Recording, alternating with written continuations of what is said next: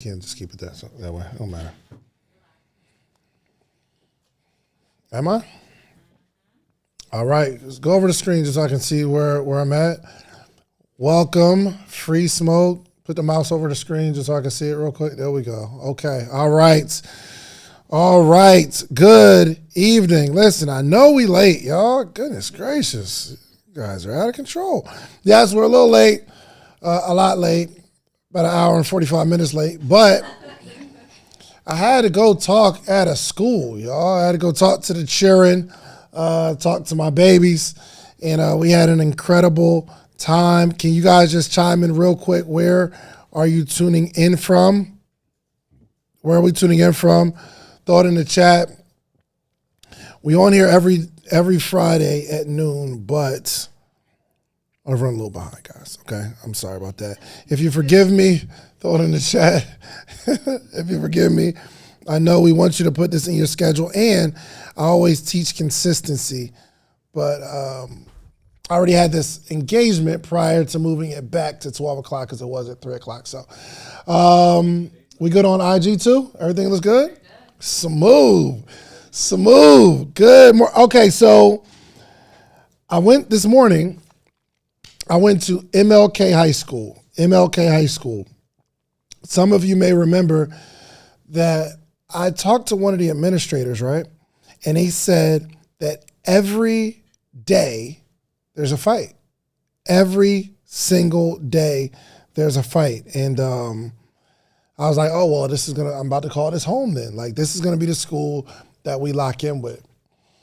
So we went in there. Actually, I hit Jason Lobdell, Mr. 2 Weeks Out, because he the hoodest millionaire I know, and he from the east side. So I'm like, oh, it'd be perfect for you to come in with us. And, you know, we really gave him some really, really good information, good game.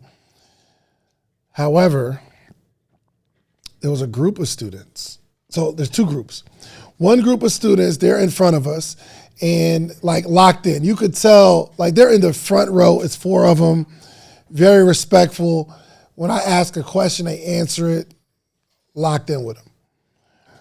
There's another group of students off to the side, to my right, and there's 4 of them over there.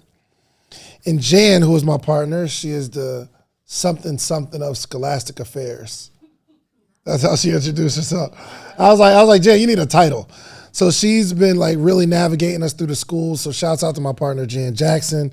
She's been in the school system for over 20 years. So she got all the relationships that we need. So it's been awesome. So to my right, there's a group of students. Now I don't see them. I'm talking to everybody. And when I lock in on a person, I lock in on a person. Or if I lock in on a small group, I lock in on a small group. But Jan tells me after the presentation was over, she said, yo, there's 4 kids that I'm asking them to stay behind after everybody gets out. I'm like, okay, well, cool. She said, no. It's not for a positive thing. She said, as you were up there talking, they was cussing you out. Like, what you cussing me out for? Like, I don't understand it. Like, what do you mean? She said, all I can hear is, man, this MF capping. And it's like, yo, she said that was them the whole time, like 4 kids. And I'm like, dang, I don't really know how to handle it. But so the other 4 that was in front of me, like football team, all that kind of stuff. So they're like, yo, just very respectful, man. We loved it. We appreciate it. We were taking notes, things of that nature. So I got a chance to talk to them, give them some game. And one of them said they want to be a photographer. I was like, yo, come to the studio. No problem. I get to do my cell number. And I told him, he was like, yo, also, man, it'd be dope. I know you do the podcast thing. It'd be great to do a podcast. I'm like, yo, come do a podcast. I'll have my team shoot it, edit it, put it on YouTube for you. All that. He said, really, man? He said, can my friends come? I'm like, yeah, bring your boys with you. He's like, all right. So I give him my info. So now I'm like thinking through my head, dang, there was really some people that was cussing me out during my presentation, and I thought I did good. So the kids, they got 3 of them. The other 4th, he left. But so all the teachers talking like, yeah, man, he was saying this and that.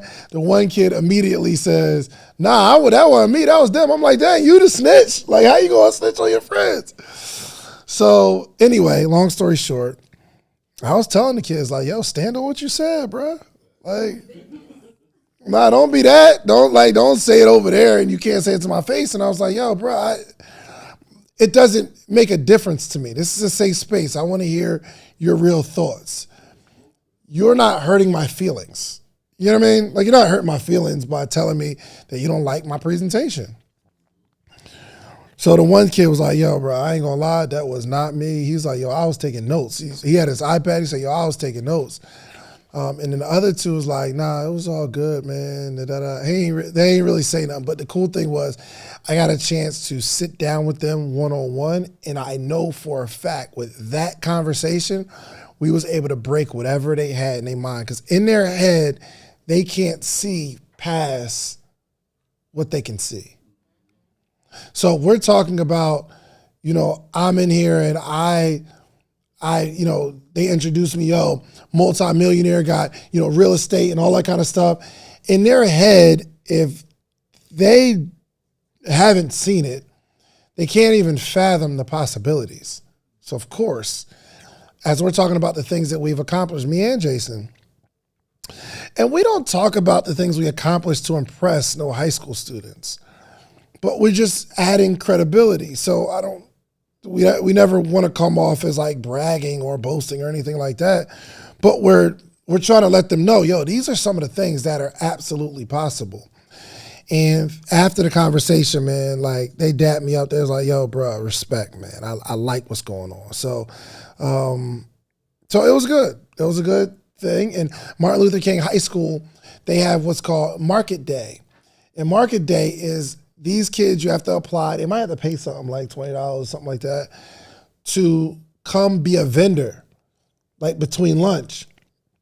So I got a chance to, some of them cooked pasta, some of them had tacos, some of them had snacks that they clearly bought from Walmart that they overcharged $3 for the Skittles. I ain't mad at that. But I went, it's a flip. It's a flip. But I show love, and I bought from every single person. So it was really, really cool, man. So I enjoyed myself. Kids think I'm Cap. Yo, Jan said she was sitting behind him. She was like, yo, they was cussing you out. But afterwards, she was like, yo, I'm glad you got a chance to talk with them like one-on-one. Oh, some other things we talked about. One of the kids asked a question. They said, do you invest? He said, one of the kids was like, yo, what is your thought on investing? This little girl asked the question. And I was like, it's vital. But then the conversation went into financial management, and I was sharing with them, it's very, very important to learn the lesson I'm about to teach you. I'm going to give you the one thing that I wish someone told me about financial literacy and understanding how to make money. And no one ever taught me. And I said, here's the principle. Here's what I need you to know. Never spend all your money. That is the principle. If you want to be wealthy, don't spend it all. If you get $10 or $20 or $30 for your birthday or whatever, what happens is you spend it all. Right? That's what kids do. They'll spend it all. If you have $200 and the Jordans you want are $200, you're going to buy the Jordans. Right? You work for some money. Even the kids on market day, like I'm spending $20, $30. I spent, I think like $50 on a hoodie or something like that. I know they're going to spend it all. And then they're going to come back and they're going to try to work for some more money. They're going to spend that and they're going to work for some more money and they're going to spend that. The question is, at what point does this stop happening? At what point do we stop spending it all? And I asked the kids if they ever heard the phrase or if they know someone that lived paycheck to paycheck. You could take the welcome to free smoke off because it looks weird on Instagram. I asked the kids if they know anybody or if they heard the phrase living paycheck to paycheck. They say, yeah, of course. I said, those are the people who spend it all. when you were a kid, no one ever told you that if you get $20, don't spend it all, right? No one ever told you that. So you get $20 and you spend it. And then you get a little older and you get $100 and you spend it. And then you get a little older and you make $1,000 on your paycheck and you what? You spend it. And that habit never stops of just spending it all. So I was telling the kids, I was telling the young lady, here's how we combat that. You don't spend it all. How do you not spend it all? You have to account for every dollar that comes into your life. Every dollar that comes into your life should have a home. Meaning, if you get a certain amount of money, you should take a percentage and put it somewhere where every dollar that comes through your hand, you put it somewhere. So I gave them short version. Take 10% of every dollar that you make and save it. Take another 10% and invest it. The first 10, we're going to save it. Meaning if you get $10, you take $1 and you put it in a jar called savings. That you save for a rainy day. If anything happens, there's an emergency. And I didn't get a chance to like really go deep on it, but I'm telling you all what I told the kids because there's people that are listening right now that are grown that no one ever told you not to spend it all. Am I right? There's somebody listening. No one told you you're not supposed to spend it all.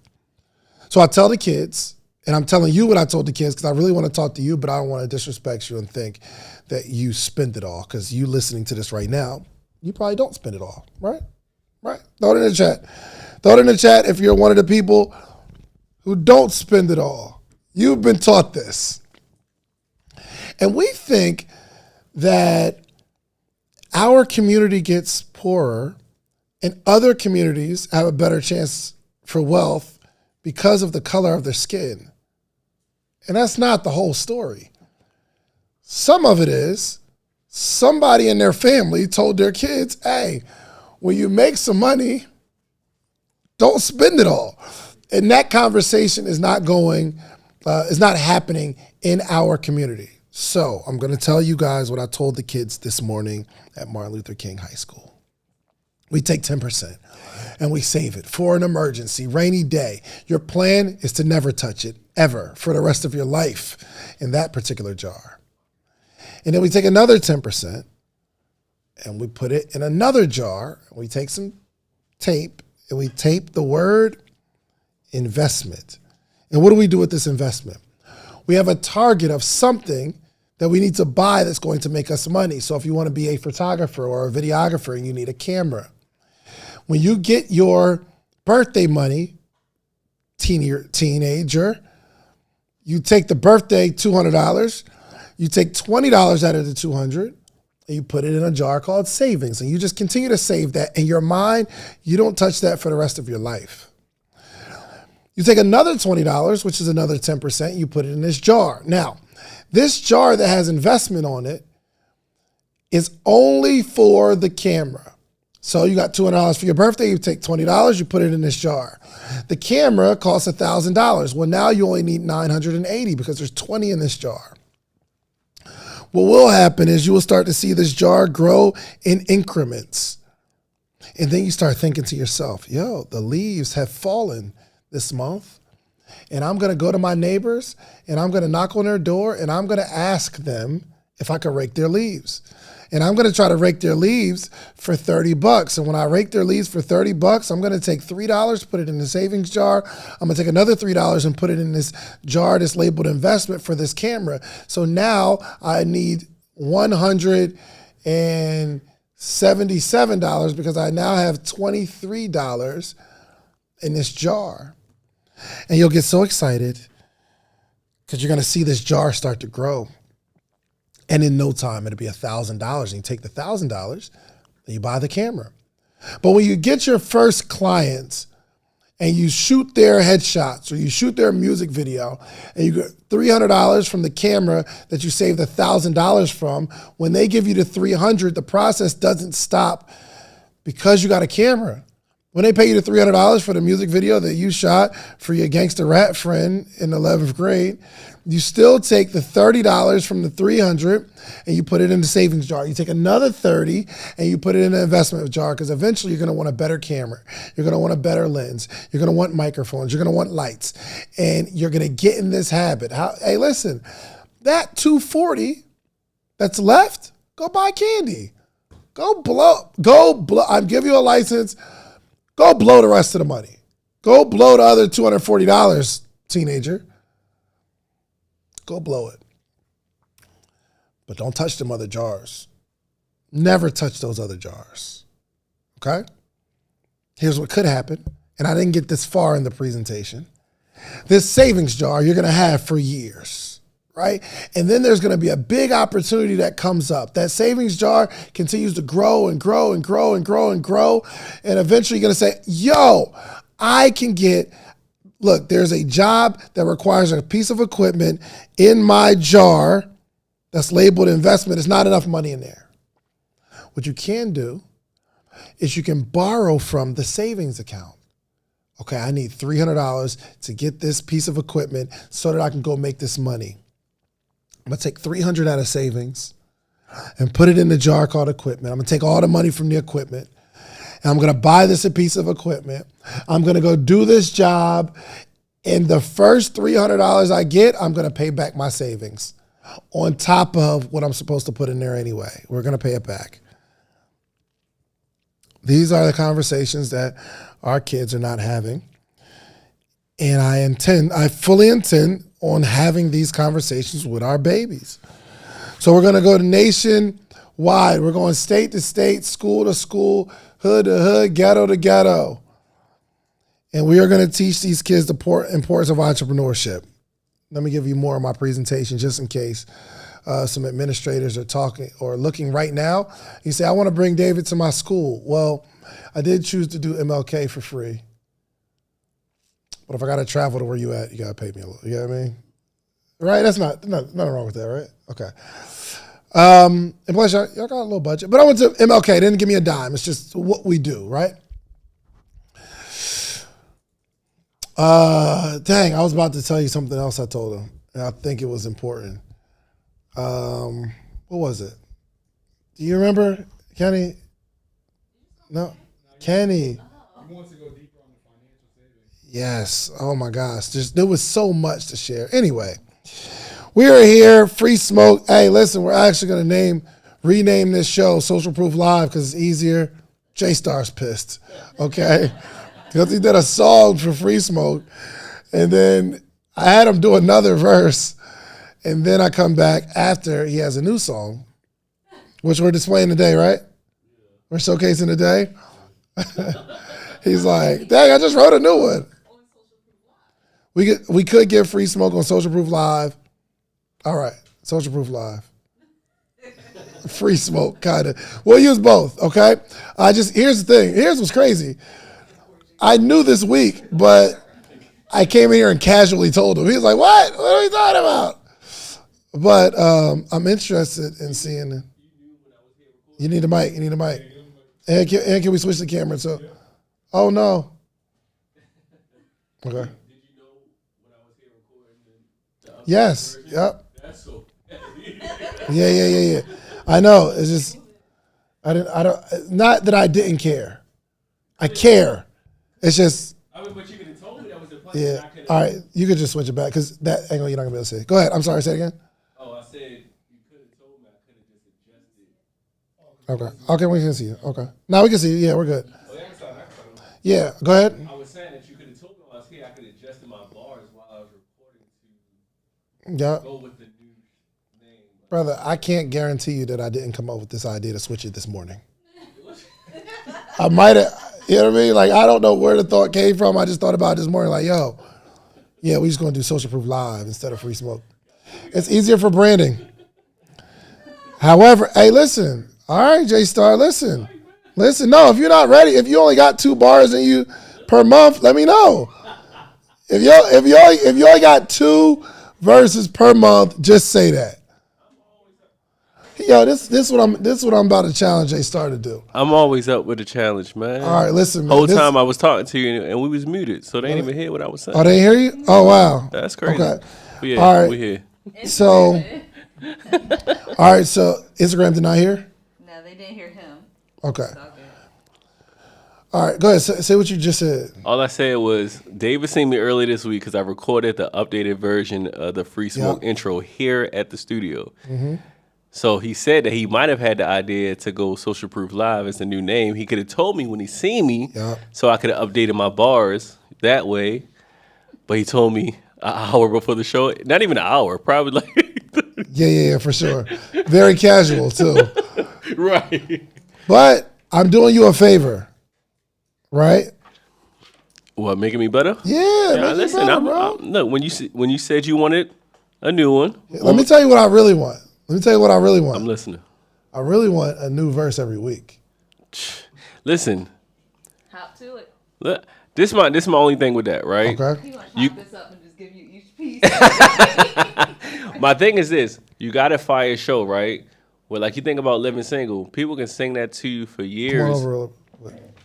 They can sing the Living. You got slide over. A little Yeah, you good. Okay. The Living Single has like these certain like historic shows. Like the intro is what you just remember the intro. Yeah. Now we could do that all day, every day, but then the fans don't have nothing to sing. Yeah, but You know what I'm saying? I'm less concerned about the fans and I'm more concerned about you. And so it may not be the right jingle. We'll keep the same beat or something like that. But I want people to come and see what new bars J-Star got. All right. More than them singing along the tune, what would be more beneficial to me is that somehow you get some sort of record deal off of this. For sure. That's what. Listen. That's what I've been saying. Tupac will go in there and do 5-6 verses a night. You could do one a week. Listen, I'm with you. That's how I feel about it. You. Let's make it happen. However you want to do it. Now I gotta get Kashif to be like, yo, you gotta be here every Monday. He here. You know what I'm saying? Let's make it happen. So, right. He's here every day. He is. Monday through Wednesday, I want to say. He's here every day. So let's get to it. If you ain't scared to do it, I ain't scared to do it. Man, let's get it.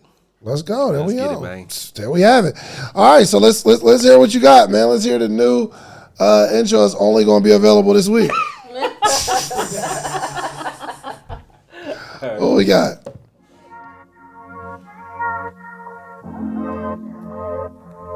Look, I ain't got time for this small talk. Your big plans coming up short. I call it how I see it, don't get mad at me. This is the same one. In a room full of winners is where I'd rather be. Every new level you reach come with jealousy. You gotta watch the way you move, we call it strategy. Official with the game, Curry with the 3. If you need some social proof, you know we got receipts. But don't you never let them doubters win. Watch your back, your biggest foes can be your closest friends. They say the enemy is just your enemy. Quit trying to do life by yourself, you need community. Need somebody with wealth that did it by themselves. Why you stressing about them people who deny your help? And keep on making moves with no apologies. But if they want smoke, we get that for free. Ah, okay. I like it.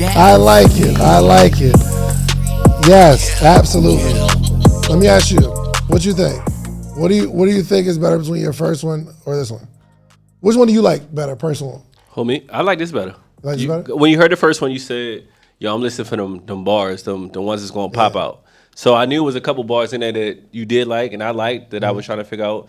But as soon as you said it to me, I went back and I listened like, yo, which bars could I take out? Then I noticed that you wanted it a little bit longer. So the goal from the beginning was to make it a minute. But I was like, nah, let me just come through, maybe not do a minute, let me just do 30 seconds. You heard it. Yo, it's too short. Yo, I'm missing them bars that I feel like you got in you that you ain't. So I was like, all right, let's do the challenge. I'm with the challenge. I like it. So let us know in the chat, man. 1 through 5. Yeah, show them some love in the chat. Congratulations. I like it, bro. I like it. Yes. Let's go. Okay. All right, man. We are going to have to actually let's run it back real quick. Let's see what we doing here. Let's run it back. What we got? One more time. One more again. Let's see. Hey, listen, I want y'all to listen And rate the verse 1 to 5. 5, fire. 1, don't ever play that again. Okay, let's do it. Let's get it.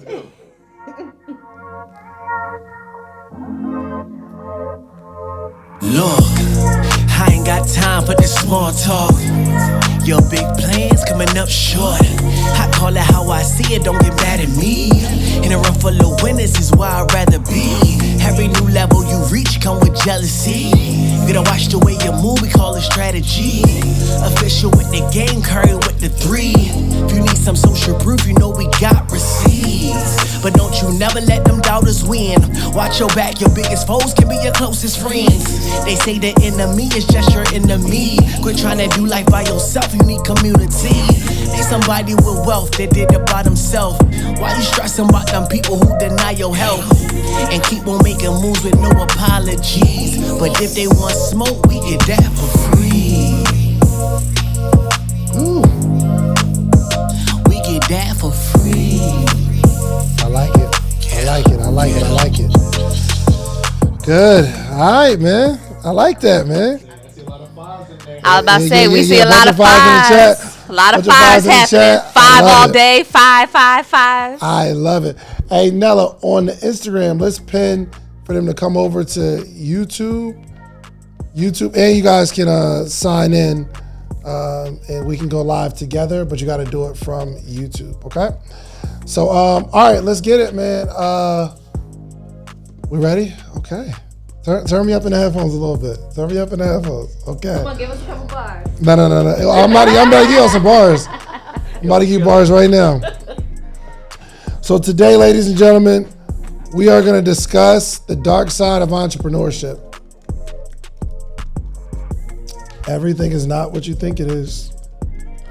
Entrepreneurship sucks sometimes. It's tough, challenging, to say the least. Challenging to say the least. But there are some issues that we need to talk about as you're pursuing your goal. And one of them is the anxiety of starting. Man, you ever be afraid to do something and someone's just telling you to do it and do it? You ever, somebody, let's just say they don't swim or they can't swim, and people are telling you to just jump in the water, and they're telling you it's gonna be okay.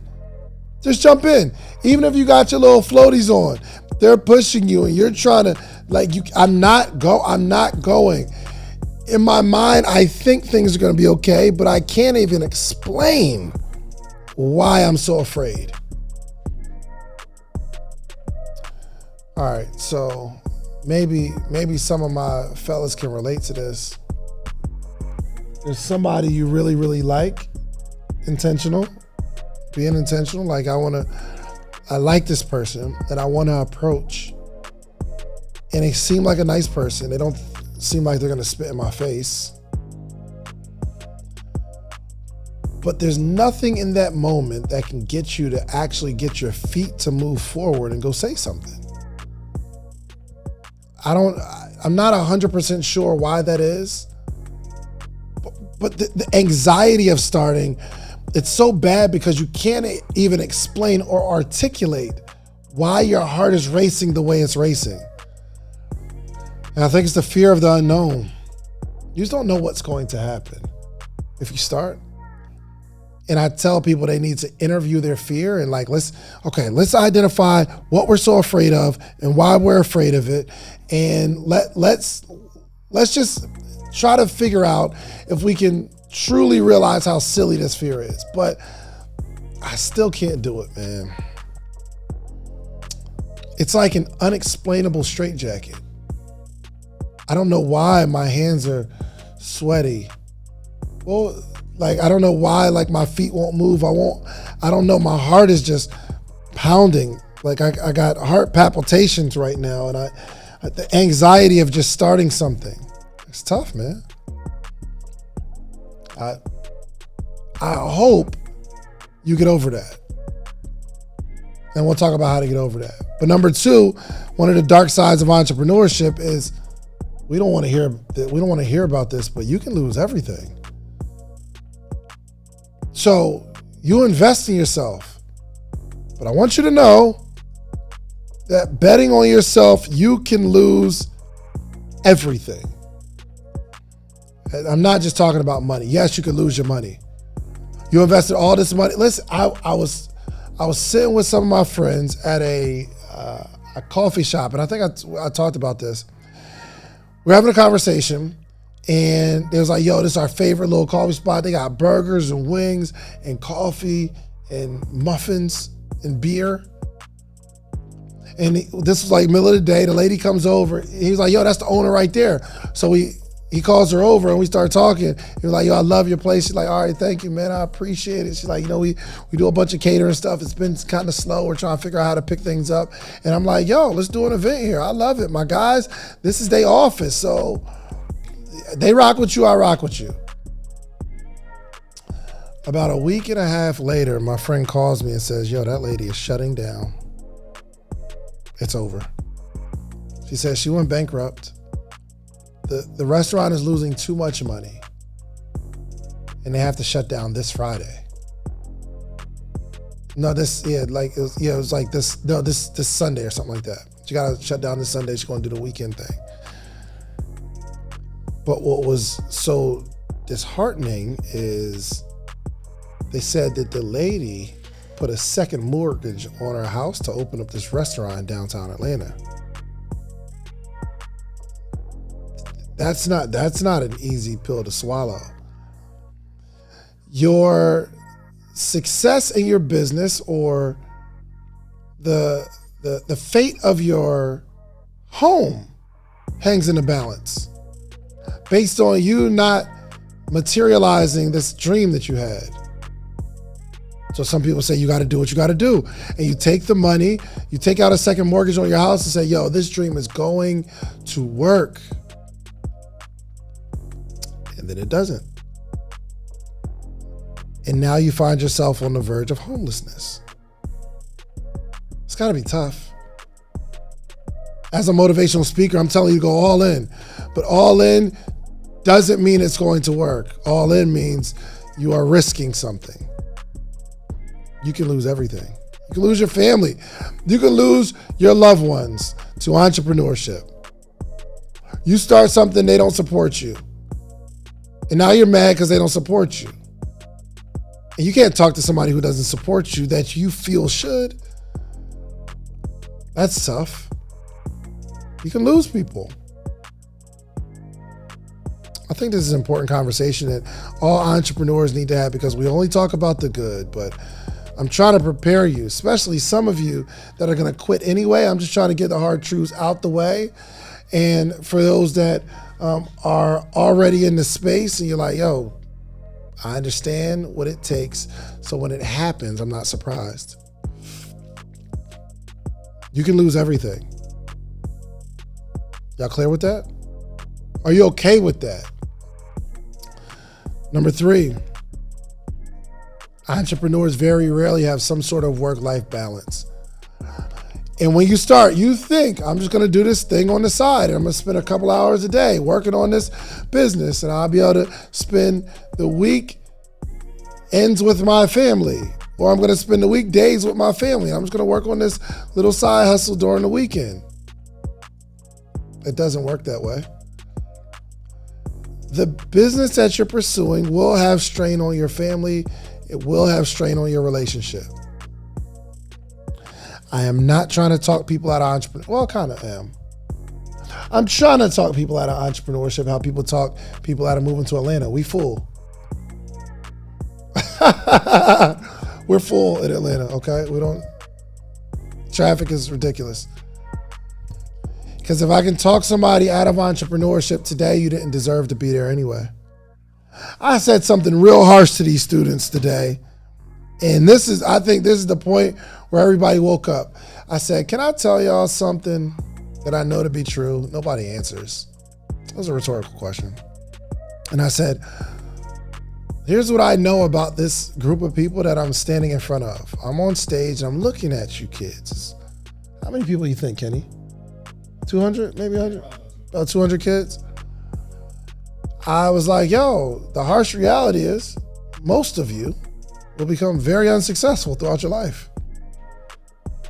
Most of y'all that I'm looking at right now. And I see one of the administrators like, oh my gosh, why would he say that? This is supposed to be a motivational speech. But I just had to give him the real. Most of you all will like end up in a place in life that you don't want to be. However, a couple of y'all, a few of y'all, a handful of you all will live your dreams for sure. A handful will you'll live your dreams, a handful of y'all. Well, I told them the reason I'm sitting here talking in this auditorium to all 200 of you all is because I don't know the ones that are going to do absolutely nothing with their life, and I can't tell the ones that are going to be super successful. So I have to talk to all of you all. And the ones that actually take the information will be the ones that are super successful. Period.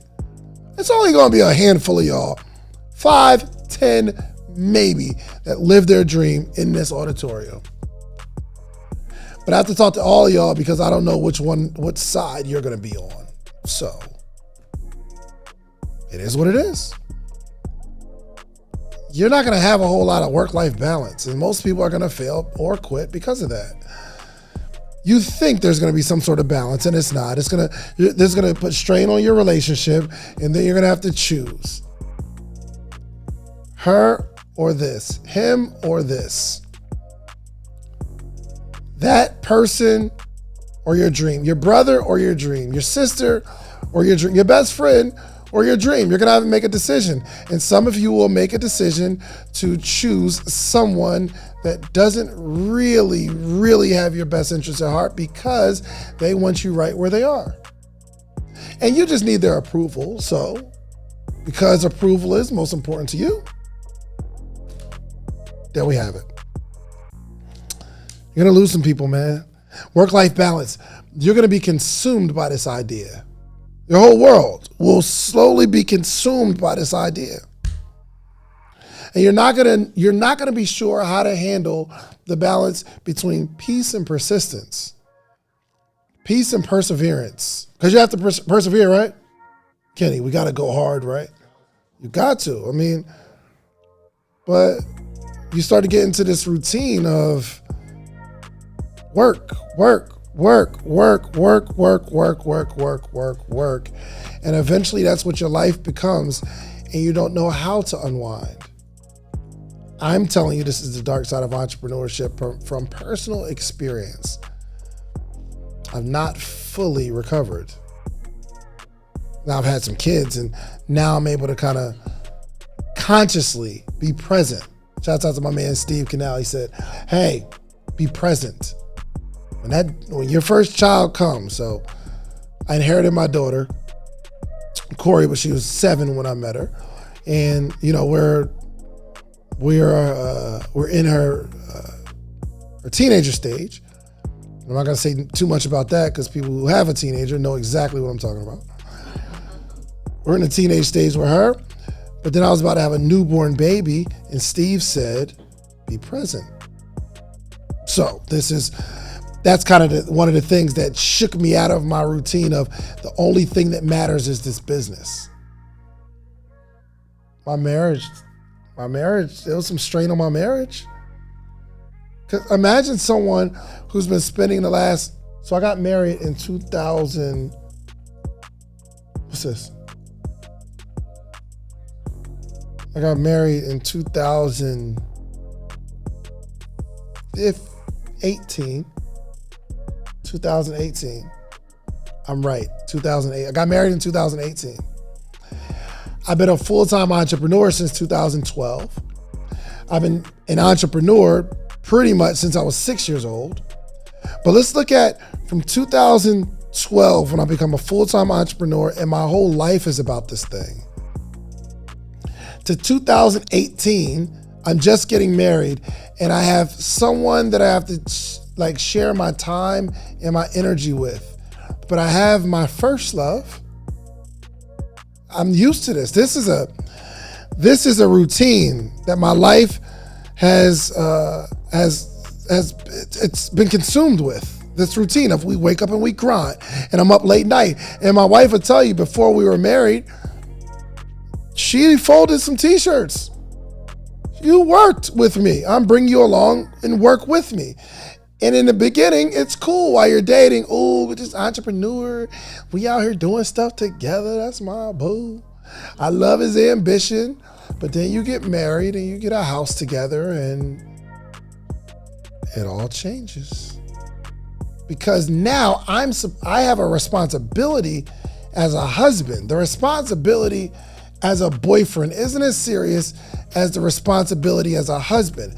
I'm not 100% responsible for protecting your feelings while we're dating. However, once we make this marriage happen, my responsibility changes. So that's why it's so silly when people say, yo, I don't know why things changed as soon as we got married. The responsibility changed.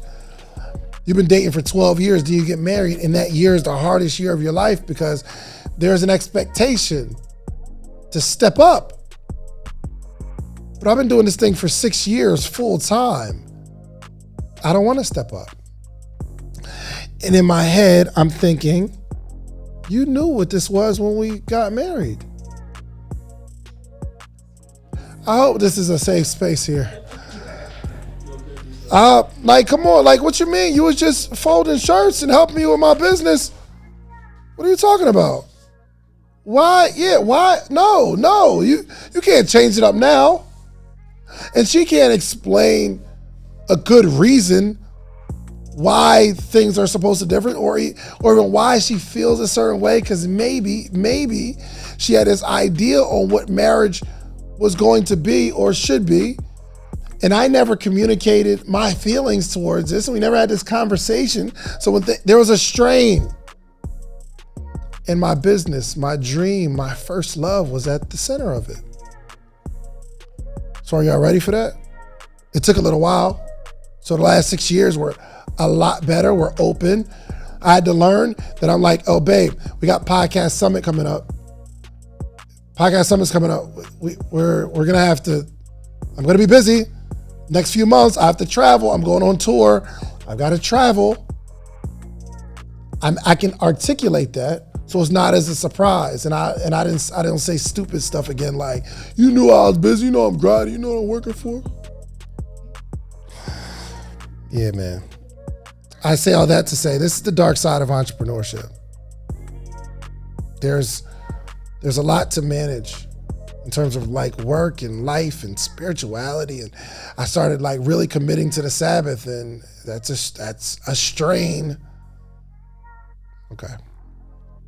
Next, number 4, the feelings of overwhelm. There's a lot on your shoulders as an entrepreneur because there's so many things that you want, but you're so far from them, and you feel like you got to keep doing more, and you keep doing more, you keep doing more, paired with the anxiety of, am I ever going to get there? Is this all worth it? It's a lot, man. You get overwhelmed with responsibility. It's so many things to think about as an entrepreneur. Next, let me tell you this as an entrepreneur, most people fail. Most people fail because most people aren't willing to invest in themselves. You know what the number one reason people fail is because they don't go to Podcast Summit 24. So podcastsummit.com. If you just go to podcastsummit.com, we can solve that problem for you. That's why most people fail in entrepreneurship, because you don't know how to create content, and you need a podcast. You need to build your brand. Okay, all right, anybody coming to Podcast Summit? That was a quick little something right there. Shameless plug with no shame in it, because this is my show, man. Okay, so we're gonna get into this thing, man. I do want to be able to bring you all into the conversation. There is a website. What is it? Socialproofhotline.com, right? Let's see. Let's go to socialproofhotline.com real quick and see. Hold on. Socialproofhotline.com. So if you go to socialproofhotline.com, this will give you the ability to join my live. Now, Instagram, I'm about to cut this off, okay? I'm about to cut you off. I love you, but YouTube is my new boo, okay? Listen, you'll find somebody else on Instagram, okay? I know this is good conversation, but you'll find somebody else that's going live that's sharing good information. Now, it might not be as crispy and clear as me. You'll never find another that can compare to what's going on. But if you don't want to leave and you want to join the conversation, like be on my YouTube channel, you just go to socialproofpod.com. Socialproofpod.com. We're not taking calls right now. Okay, y'all in here. Y'all came through. All right, let Danielle in real quick. Instagram, go to my YouTube channel real quick, okay? Go to my YouTube channel. You need to join YouTube, okay? Because we're going to be live for the next hour or so, 2 hours, who knows? We're going to be live. So join the YouTube channel right now. Go to my Instagram. Get off my Instagram right now and go to youtube.com and go to Social Proof. Or you can go to Social Proof. Is it still there? I don't know if it's still up. I think I changed it real quick. Hold on, let me see. I don't know if I changed it. I think I changed it to, so it's connected to last week's, and I need to fix that. Go to youtube.com and type Real Social Proof. Real Social Proof. Look at the channel and you'll see me live. I'm live right now, okay? So Instagram, get off of here right now and join the conversation, all right? So, all right, who we got? Nella.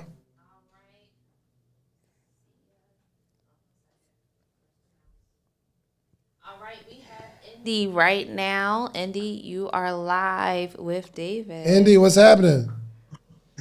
Hey, what's going on, man? What's going on? Man, everything's good. How are you? I'm blessed, brother. I'm alive. I Good, did have a good. quick question, from the podcast king. I had to get a little advice. I started my podcast a few weeks ago. I got about 6 episodes already edited.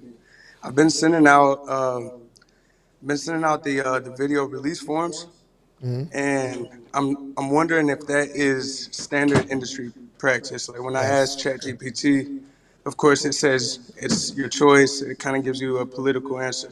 So what's your take on those? Yeah, you want to. And I've been guilty of not doing it every time, and it's been cool, but you need to, because they can tell you to take it down. Because, I don't know, because they don't like something they said or something like that. But get it signed. But get it signed before they do the episode. Okay, yeah, that's what I've been doing. It's just, it's those extra steps. I wanted to make sure I wasn't, annoying the guests that I want to bring on. Nah, I think most people understand it. But maybe it's not released. Maybe wrap it into a whole document that just says, yo, this is what we agreed on, things of that nature. That, I can use it. Say, yo, I'm going to give you clips. And this document protects you and me. So you can use the clips however you want to, and I can't say nothing. You know what I mean? So, Right. Good question. Are you coming to Podcast Summit? Yeah, I want to. I'm not, to be honest. I just heard about that you guys are doing it again a couple episodes back. Yes. So- Go to podcastsummit.com. I think we got a code, 20 social proof. You'll save a bunch of money on there. So, yeah, man, join it. All right. All right, I appreciate you, man. You're very welcome. And speaking of which, we're actually about to give you guys a quick little commercial. This is a commercial break. And the reason I'm giving you the commercial break really is because I pray every day at 2:30. So this kind of gives me a reason to let y'all watch this for a little bit. But I'm about to show you real quick, and then we're going to jump back into the conversation. I'm going to show you a quick documentary of what Podcast Summit 2023 was about. It was phenomenal. So you'll be able to relive that. 2024 is going to a whole nother level. The people I've been having conversations with that are speaking this year, wait till I start releasing some of the names. So Nella, let's let them see what's going on, man. Then call back in, and then we'll start taking questions live. All right, let's do this, Nella. Podcast Summit 2023, baby. We in the building. What we doing? A podcast summit, that's what we're doing. This is one of those events that if you miss, you actually miss something. Everybody knows media is taking over, and David Shands is leading the front. It isn't just about building a podcast and finding your message.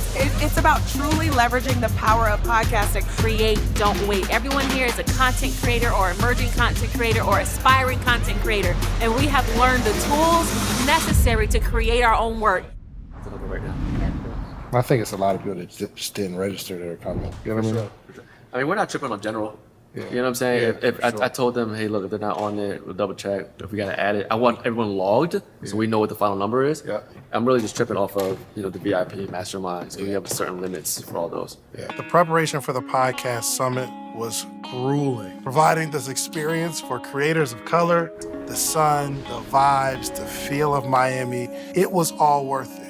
We do have a limit on All-Star. There's a certain amount of people we can feed. Well, we don't have a limit anymore because we have a bigger room. Yeah. Yeah, we'll just have to pay for it. Got it. Yeah, so you technically could still sell All-Star masterminds or have people upgrade.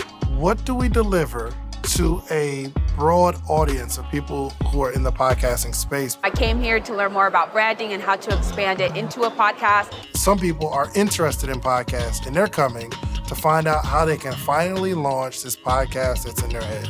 So I'm also here to learn about how I can monetize my podcast that I'm looking to launch in September and protect my brand legally. But there's another group of people who have been podcasting, but they have no idea what they're doing. It's not growing. They're not getting more views. They're not getting more downloads. I want to learn how to monetize. I want to learn how to grow. I just want to learn how to, engage with the people more. I'm just a mom who just wanted to do something crazy. But you're holding it intentionally so there's more energy outside. Correct. Got it. Okay. All right. Well, do your thing, man. If we're behind, how do we make up for it, or we just push everything back a little bit? I think there are breaks that will naturally adjust. Got it. And get us back on track. Yeah. What's the lobby looking like? Is it busy? Are they out there? Did they show up? So once I got out on the stage, I looked out and I saw a packed room on a Sunday. I was just energized. I was really just blown away because now I know that the people are here. We're about to feed. You see it? Y'all see it? Do you see it? In the back, do y'all see it? Can y'all feel it? Y'all know it? Your life is going to change in the next 12 months. Let me tell you about something I've never seen before. I've never actually seen a podcast booth set up for creatives to create in real time. So I'm talking about networking on steroids. You just met somebody in the room. You want to actually have a quick little interview or a quick little meeting. You could take them into one of the booths, ask them all the questions you really want to ask them in real time, record and document that, and actually put that content out right now. I've never seen that before. Crazy. Get where you need to get to how that's going. That would be Andre. Camera was shaking during the podcast interview, so we got to figure something out. I think when you're looking at production of anything, you should always be looking at it from a pessimistic perspective. What can I do to improve? What can I do to make this thing better? It might be the smallest change. People aren't looking at what's wrong. You could record a whole episode and there's a trash can behind you that nobody sees because nobody's looking at what's wrong. They're only looking at, oh, this is a good shot. That's the one thing you can't hide doing a live event. You know what I mean? Like, say I launch a book. You don't know how many I sold. You know what I mean? Say I launch a t-shirt brand. Hey, get the shirts. I can be like, yo, it's popping. People are buying the shirts. Almost sold out. But a live event, like, if nobody's there, everybody knows that nobody's there. One of my biggest takeaways from the podcast summit so far was like an aha moment first when Donnie said, don't edit.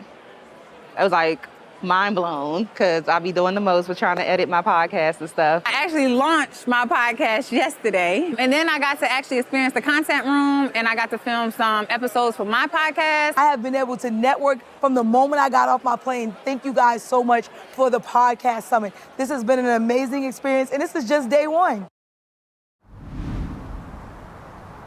Who believes they have a 7-figure podcast inside of them?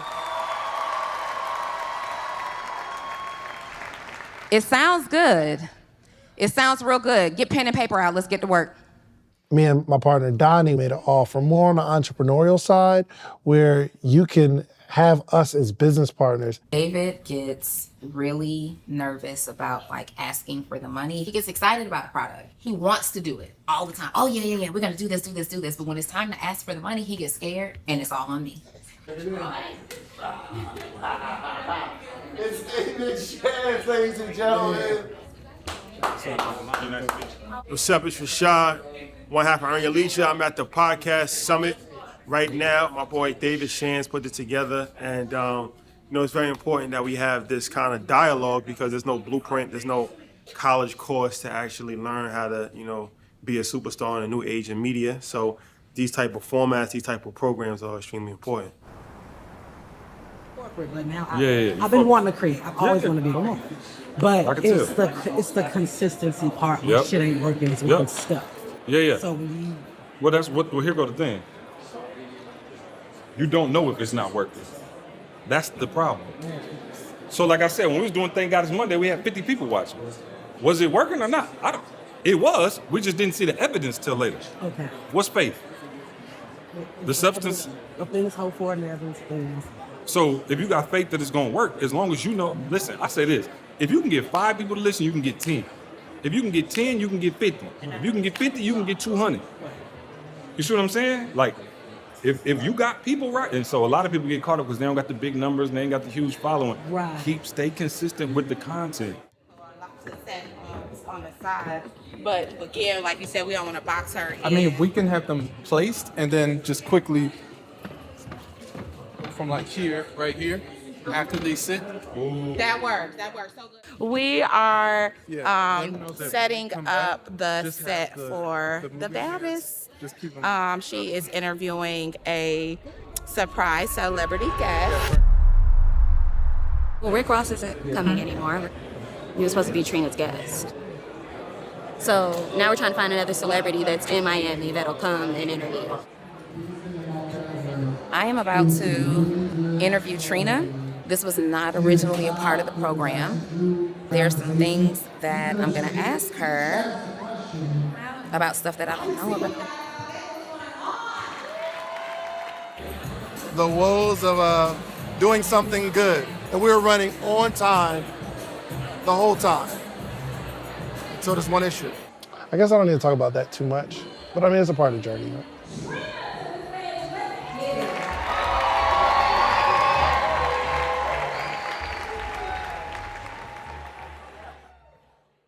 If I'm being honest, man, the highlight of the conference for me was the testimonials.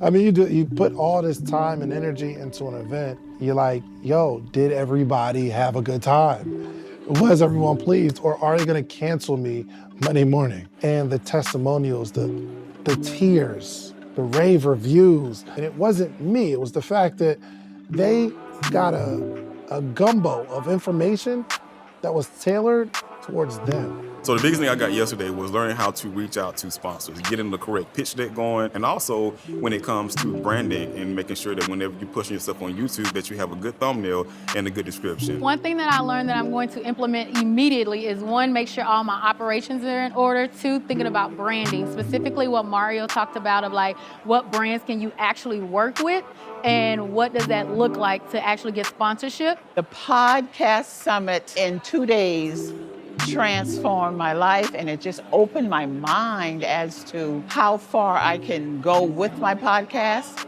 any pivots that I may need to make or any rebranding that I need to make. So we're just going bigger. We're just going bigger. We're just going bigger.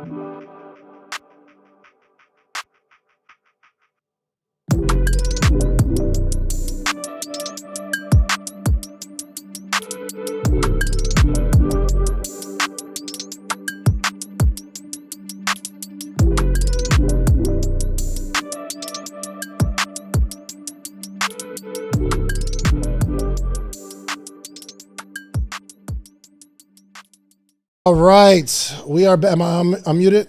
Cool. All right. What y'all think about the doc, man? Are y'all coming to Podcast Summit or not? What we doing, man? Y'all pulling up? We just threw the chat in there. We just threw last week's code. Last week's code, we just put it in the chat. If you missed it, you missed it. If you got it, you got it. We're going to cut it off after this episode, and then everybody else got to use the regular. You know what I mean? Like, come on, I got y'all. Are y'all about to get y'all tickets to Podcast Summit, July 4th and July 5th, 2 days, not just for people that want a podcast, but it's for those who really, really want to become content creators and they want to figure out how you can you can take advantage of being in the podcasting space. You feel me? So if you all go to, what is it? Yes, socialproofhotline.com. Y'all can call back in. We're ready to take questions. And until we get them questions in, until y'all call in, y'all can call in at any time. We're going to talk about this dark side of entrepreneurship. Nella, you got any input on that, man? The dark side of entrepreneurship? It's real. It's ghetto. That's what I tell everybody. It is ghetto. But entrepreneurship everybody's not cut out for entrepreneurship. Mm-hmm. And that, I feel like people feel like that's not okay. I feel like they say, like, because they see everybody else being entrepreneurs, they feel like they have to be an entrepreneur as well. It's okay because businesses need team members too. We need people to run the businesses. Mm-hmm. We need people who know how to operate the systems. We need managers in order to scale the business. So don't feel like you have to force yourself into entrepreneurship. Yeah. Sometimes you can lead from behind. That's a fact. Yeah, we got some people that they put some seeds in the ground. Yes, I see. Yes. We got seeds in the ground. We got a few seeds in the ground. Oh, let's talk about it. Let me see what we got, man. First off, Braids by Joya Bean. First off, Braids by Joya Bean be showing up. Okay, every single live, even though we was late today. Every week. Even though we was late today. Okay, she's still here. Joya Bean, we want to hear from you, man. Call in if you got a question, comment, anything I can assist you with. That would be incredible. But thank you for the $19.99. I'm in there for Podcast Summit. No kids all summer. That's something to celebrate. Appreciate you, Joya Bean. We also got a shot of sunshine. Thank you so much for the $5 super chat. You know what? I sometimes need a whole shot of sunshine. Goodness gracious. Yo, for the she gave me $5 for them marked up candy bars. Oh, I spent a dub. She said it was that Skittles was on her. I spent $20 on some candy I would have got for $6 at the store. This joint was crazy. But thank you so much. A shot of sunshine. Listen, you put a seed in the ground, it is going to grow in your own life. I know it. And then Nayetta, she's she be coming through every week. Shouts out to Nayetta. The Activity Playhouse. Where does it say? Okay. Podcast 2023 was amazing, wasn't it? Excited to attend 24. Executing things from Podcast Summit has let kids play podcasts, and I love it. Thank you so much. We appreciate support, really, really do. All right. So listen, y'all, call in, man. Socialproofhotline.com. If you go to socialproofhotline.com, you can join this conversation. You can ask questions. You can give me your comment, and I would love to hear from you all, and maybe ask you all some questions while I eat Chick-fil-A because it just got here. So here's the thing. The dark side of entrepreneurship. It's not for everybody. However, I do think everyone should try. Entrepreneurship is not for everyone. However, I do think everyone should try. I think everybody should try it to become, you have an idea, and building something gives some sort of satisfaction. Now, people don't become entrepreneurs. First off, Nella, I don't think we did the house rules. I got too excited. The house rules. Let's do them house rules. I'm proud of you. You caught yourself. He said only 2 hours in. Great afternoon, everybody. Welcome to Social Proof Live. Yes. Free smoke on Social Proof Live. Ha. I am your girl, Nella. But of course, you guys already know you in Big Mama's house. So I got to give you guys the house rules. First and foremost, make sure you go ahead and hit that like button. There are 124 of y'all on this live right now. hit that like button and share this live with 5 of your friends, whether they're entrepreneurs, they think about being entrepreneurs, they want to be entrepreneurs, they thought they were entrepreneurs. Share this live with them right now. And of course, if you are loving the free smoke that Dave is giving, make sure you drop a super chat so that we can go ahead and use that to spread the message of entrepreneurship to all the children within the schools of the inner cities. Okay? He's not just looking to keep this in the Atlanta area. We taking this nationwide, y'all. Nationwide. Of course, y'all got to pay for the travel, though. But with that having been said, let's get back to this free smoke. Go ahead. All right, let's get it. First off, Kenny, you can switch it. First off, it's like 1,000 piece, bro. 30 pieces. Is it? Hold on. Is this just for me or is it? I mean, yeah, it's for you and for everybody. Okay. All right. Cool. All right. I'll show. And then Chris gave me the whole. Is somebody in the green room? Yes. Okay. He just gave me the heart, and I felt the love. You know what I mean? With all Chick-fil-A nuggets. Let's get it. Nella, are we able to go live on Instagram too to like re-engage it? Let's see if we can. And they just got to deal with it.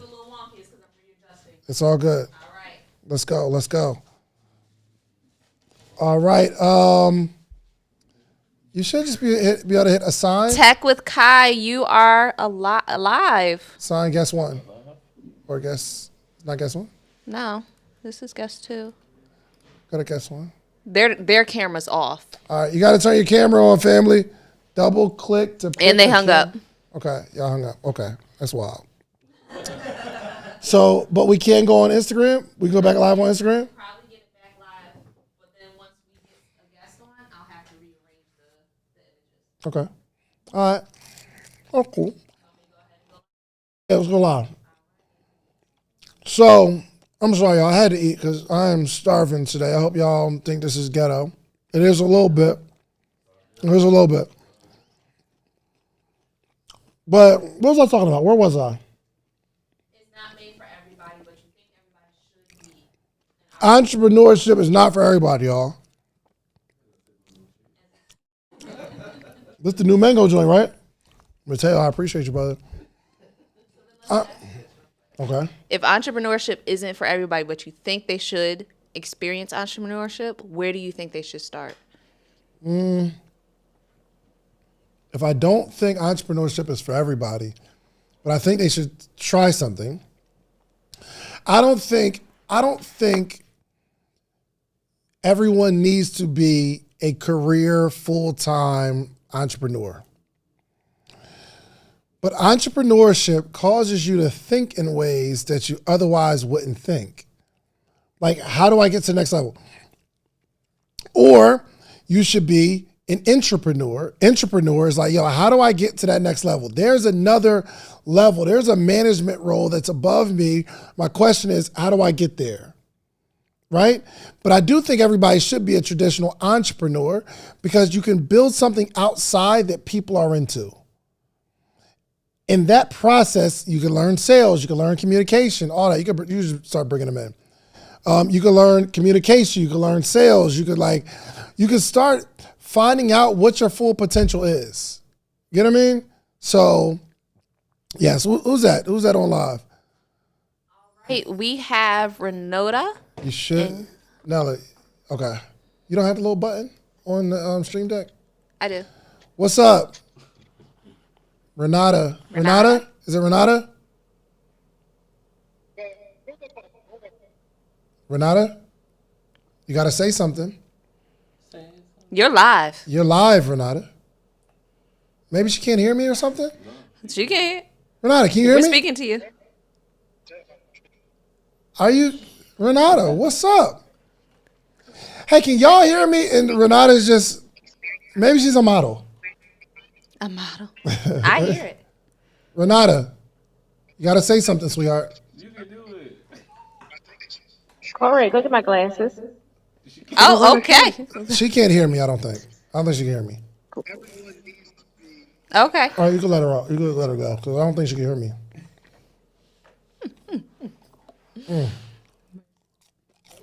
Y'all be messing up my little line. You know what I mean? I don't be messing up my life. Anyway,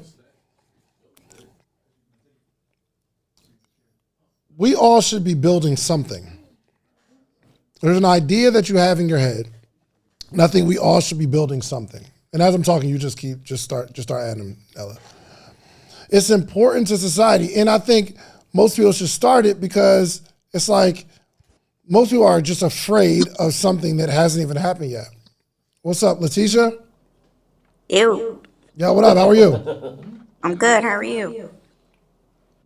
I'm better now. It's my first time eating today. And actually, somebody just give me some. Like, I don't want this whole heart of nuggets. So just give me like a little 12-piece. What's up, man? How can I help you? Oh, me? Yes, I yep. can want to ask a question. Let's do it. Oh, Yeah. okay, cool. So I'm actually a chiropractor. So I'm a new graduate, and I have no idea what that's going to look like for me to make what I'm doing into a successful business, honestly, especially the way that I want to practice. So, So you're a chiropractor, yeah, and you want your own practice. yeah. How do you think you should make it a successful business?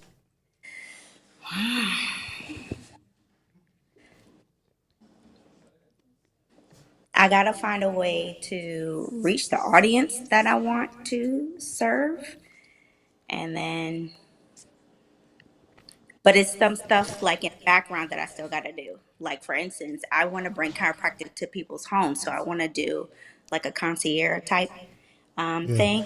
And so for me to do that, I have to have a specific type of insurance, but I'm still working on gathering that because right now, there's not a specific type of insurance that's available really for me to bring chiropractic into someone's home. However, if I were to buy a vehicle, gut it out, and then put a table in all the other equipment that I would need for it, it's something available for that. So you're saying there's no insurance that's available for you to be a chiropractor to come to someone's house? Yeah, like a concierge kind of thing. Let me see. In-home, thank you so much. In-home chiropractor insurance. Okay. Home care liability insurance. I see some. Is home care liability insurance or chiropractic malpractice insurance? Is that sound like something you can use? So the malpractice is on a statewide type thing, and that's You're muted for some reason. I can't hear you. Oh man. No, go ahead. No, that was us. Go ahead, say it again. Okay. So the malpractice portion, like everybody has to have that in order to practice, just bottom line, baseline. But the other type, I don't know, maybe that's something I need to look into because I've spoken with a couple of people who have like a private practice, but it's with paid clients that they have been dealing with over 10 years. So I guess because of the rapport that they've built with those people, they decided to add this as a area of treatments because they teach a little and then they do that on the side. But for me as a startup, I guess I just have to do a little bit more research in order to get that really concrete. Okay, so here's the thing. So you came on at first and you said, "Well, I don't know." You said, "I want to build a successful business and I want to make home visits and I need a particular type of insurance." But then you said that there is no type of insurance that does it. But now you're saying you just need to do some research because I did a simple Google search and it seems like you can do it. It does, but there's different types of insurance that as a chiropractor that I have to have versus somebody that's doing like in-home health service. It's not exactly the same. So you're aware that there is insurance that you can get to do your practice in people's homes, right? I know that there's insurance for chiropractic specifically when I bring a vehicle to the home versus me coming inside of the home, like bringing my portable table inside the home.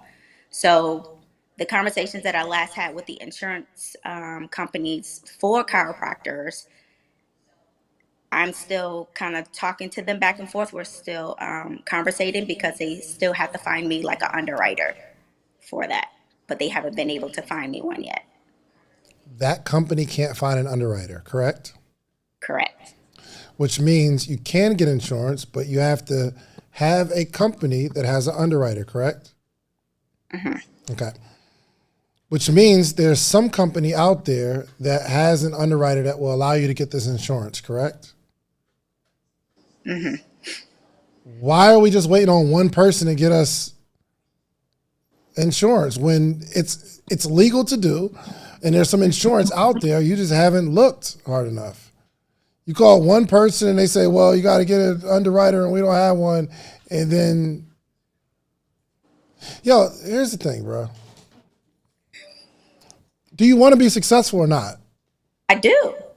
So I don't, and I'm trying to understand why you wouldn't just think to call someone else. I'm on Google and I'm finding a bunch of answers. And I'm not a chiropractor. I'm just on Google. It takes work to be successful. It does. So are you willing to do the work or no? I am. Find the insurance. Here's what happens, not to you, but there's somebody that's watching.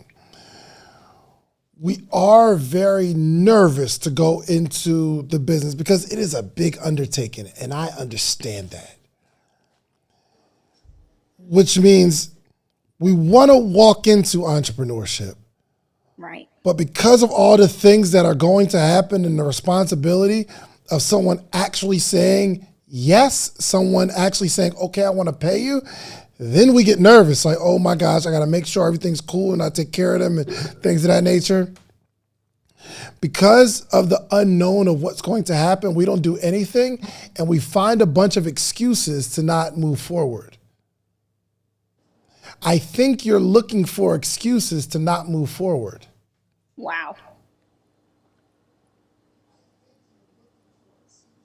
Okay. If I said to you, listen, I'm a chiropractor and I'm trying to find some insurance that allow me to go into a person's home.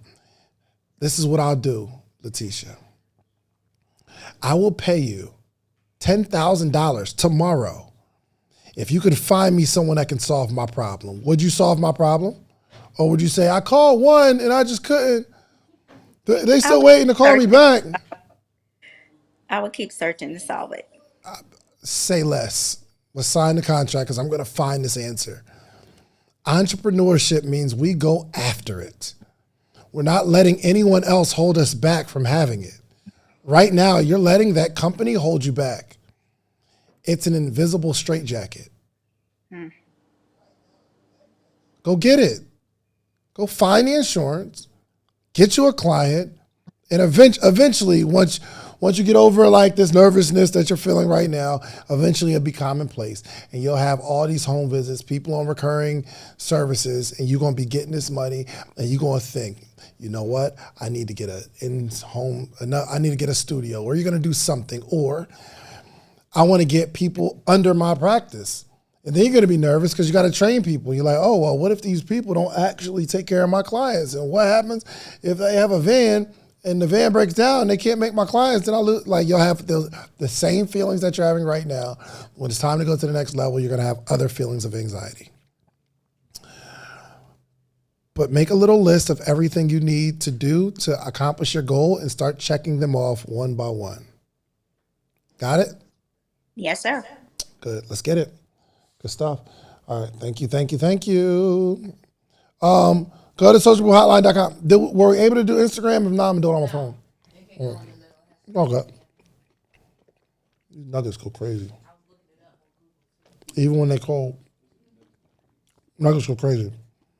All right. Nella, you been afraid to be an entrepreneur before? Been afraid to be an entrepreneur? Yeah. No.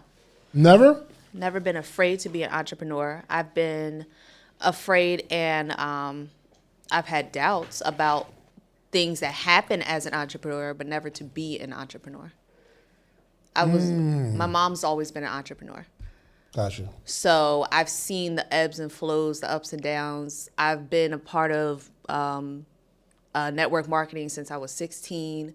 So for me, it's a part of life. So what's holding you back now?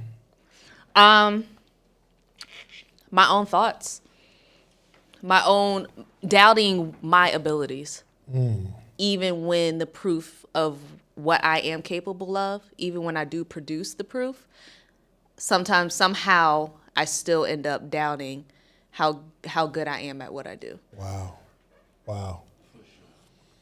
Well, we got to go. Hey, you know what's cool, though, is being around the environment, it makes you a little more hopeful and less doubtful, right? Mm-hmm. Most definitely. So what is it that you need help? You can bring that person in. What do you need help with? So what I need help with is exposure. I've put the processes in place. I have, and even with that, that is a part on me too. Mm-hmm. As far as, okay, they're not coming on camera, so we'll go back to single. That is a part on me too of actually talking about it. Because he gets on me too. Hold on, let me finish talking. J-Star gets on me about it. There could be a room full of people, and even though I can be a very outgoing person, most people don't know I can also be very introverted. I'm an ambivert.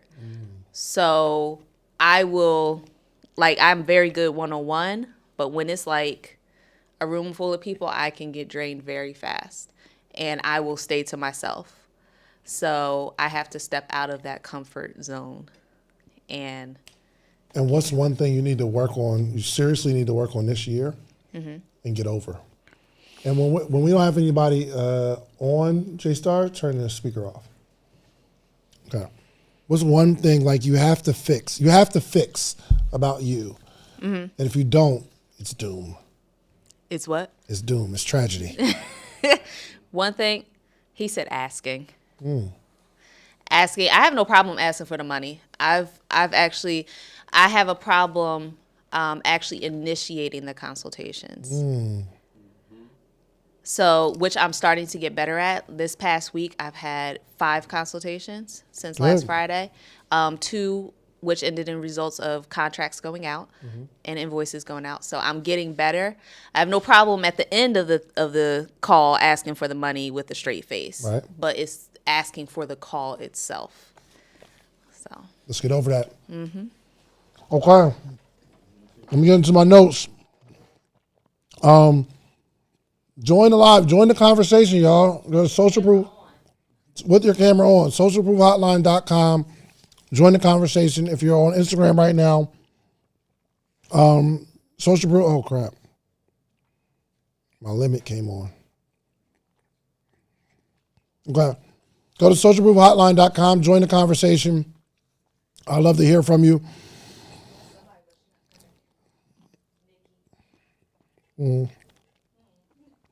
So, let's go through this anxiety, y'all. You're afraid to do something, and you can't explain why you're afraid. And here's how we get around that. You have to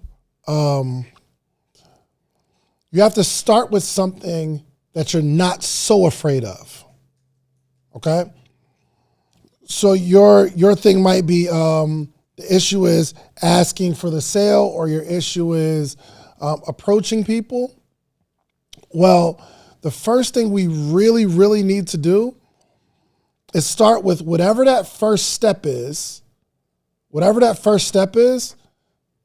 to getting over whatever you need to get over to get there. So for instance, One of the things I had an issue with, I always had an issue with approaching people to ask them to buy something. What I had to start with was approaching people and giving them a compliment, because that was like the first step for me. Who we got in here? We have Mr. Lane. Mr. Lane, you're live with David. Mr. Lane, what's up? What's happening? What's happening? Thanks for having me. What's up, Dave? How you doing, brother? I'm good, brother. How are you? I'm doing great, man. Just headed into the office real quick. I was checked in on Instagram and seen that you had this popping, man. This is pretty cool. I ain't never seen this before. We're innovative. Yeah, you're very innovative, brother. I'm watching very closely. Thank you. But yeah, I'm not even quite sure what I jumped in on, fam. Okay. Well, it's like you can ask questions, comments. You do me a favor. Stick around in the conversation a little bit, okay? Kind of froze on this up YouTube channel. Oh, this is YouTube. You don't even know it's on YouTube. So we're live on YouTube right now. Stick around in the conversation. You can let them go. Stick around in the conversation and then pop back in so you can join what we're talking about, okay?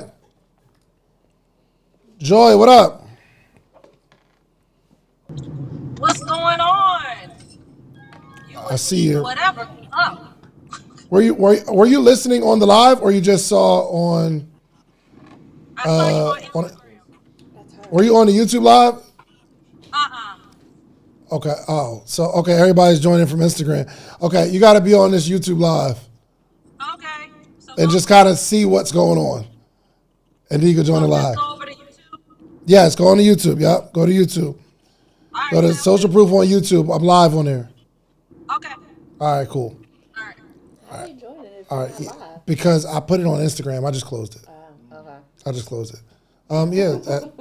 Accept it. But you know you can go into that dang, okay. That was on Instagram. They coming in. Do you know why you're here? Why I say double click the pic? Okay, never mind.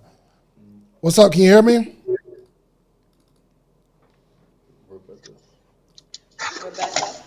Rebecca, what's up?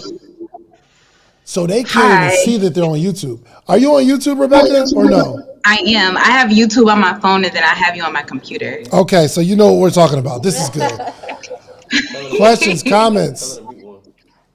Yes, you got to mute one. So you just were talking about can you hear me? Yes, you can. But Nella, you can find hers and slide her over how we did last time. But go ahead. You were just talking about anxiety, and you were saying how you start the conversation with, just a simple compliment.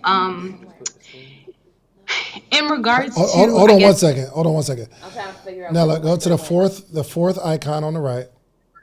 Hit that. There you go. Yes, there you go. Okay, go ahead. I'm sorry. We got you now. No, you're fine. Hit the little zoom pan. No, go back. In regards to when it comes Nella, hold on. I'm so sorry. Hit zoom pan. It's zoom. on your thing though. That's what What I'm you mean? Hit zoom pan. Yours. Oh, well, go up. You see where it says camera A? Got you. Go to hers. There we go. Nella got this. She's got this. Okay. All right. There we go. We are fixing you right now. This is a new thing for us. Okay, so just bear with us. Patience and grace. You guys So are make fine. it bigger. Make it bigger. Just make it big. Make it big. Make it big. Make it big. Big. There you go. There we go. There we go. Give Nella a round of applause. Okay, go ahead. I'm sorry. We're here now. I was asking, you just were talking about anxiety and saying one way to get over that is to start with having, by giving a compliment. So I feel like oftentimes I'm able to connect the dots with people and connect people to things, but I don't know how to, charge for that or make that a thing, if that makes sense. So you want to charge people to connect them to other people?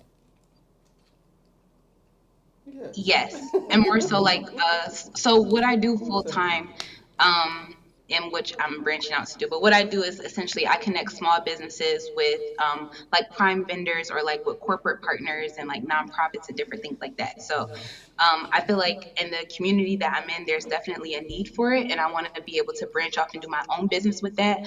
And I'm starting to be looked at as a resource, but I don't know how to. I know how to have the conversation, and I'm not shy to have the conversation or network, but I just don't know how to monetize that. Like, I don't know Got how it. to make that a thing or like package it so that I can sell myself or even sell myself to organizations to say, hey, I can connect you to small businesses, I can connect you to, women-owned businesses, minority business owners, and that sort of thing.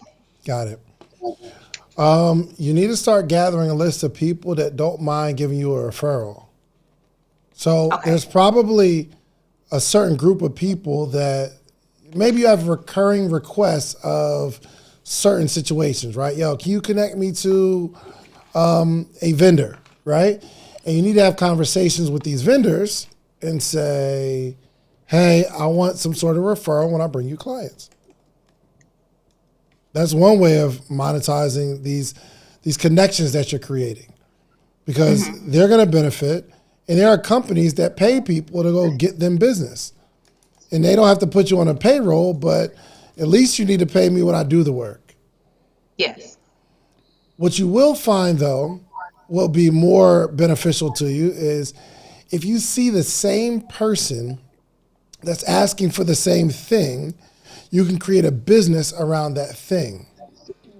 So for instance, I used to, everybody kept asking me, yo, who's your t-shirt printer? Can you connect me to your t-shirt printer? And I'm like, sure. And I would just connect them, right? Well, I thought to myself, how can I create my own business where I'm the printer, they tell me what they want, I get what they want, and I make money by sending it to the printer. Meaning, you might say, hey, Dave, I need 30 t-shirts. I'm like, all right, cool. And I get this little book. They had like this little booklet of all the t-shirts. I'm like, what shirt would you like? Okay, great. I'll get that shirt.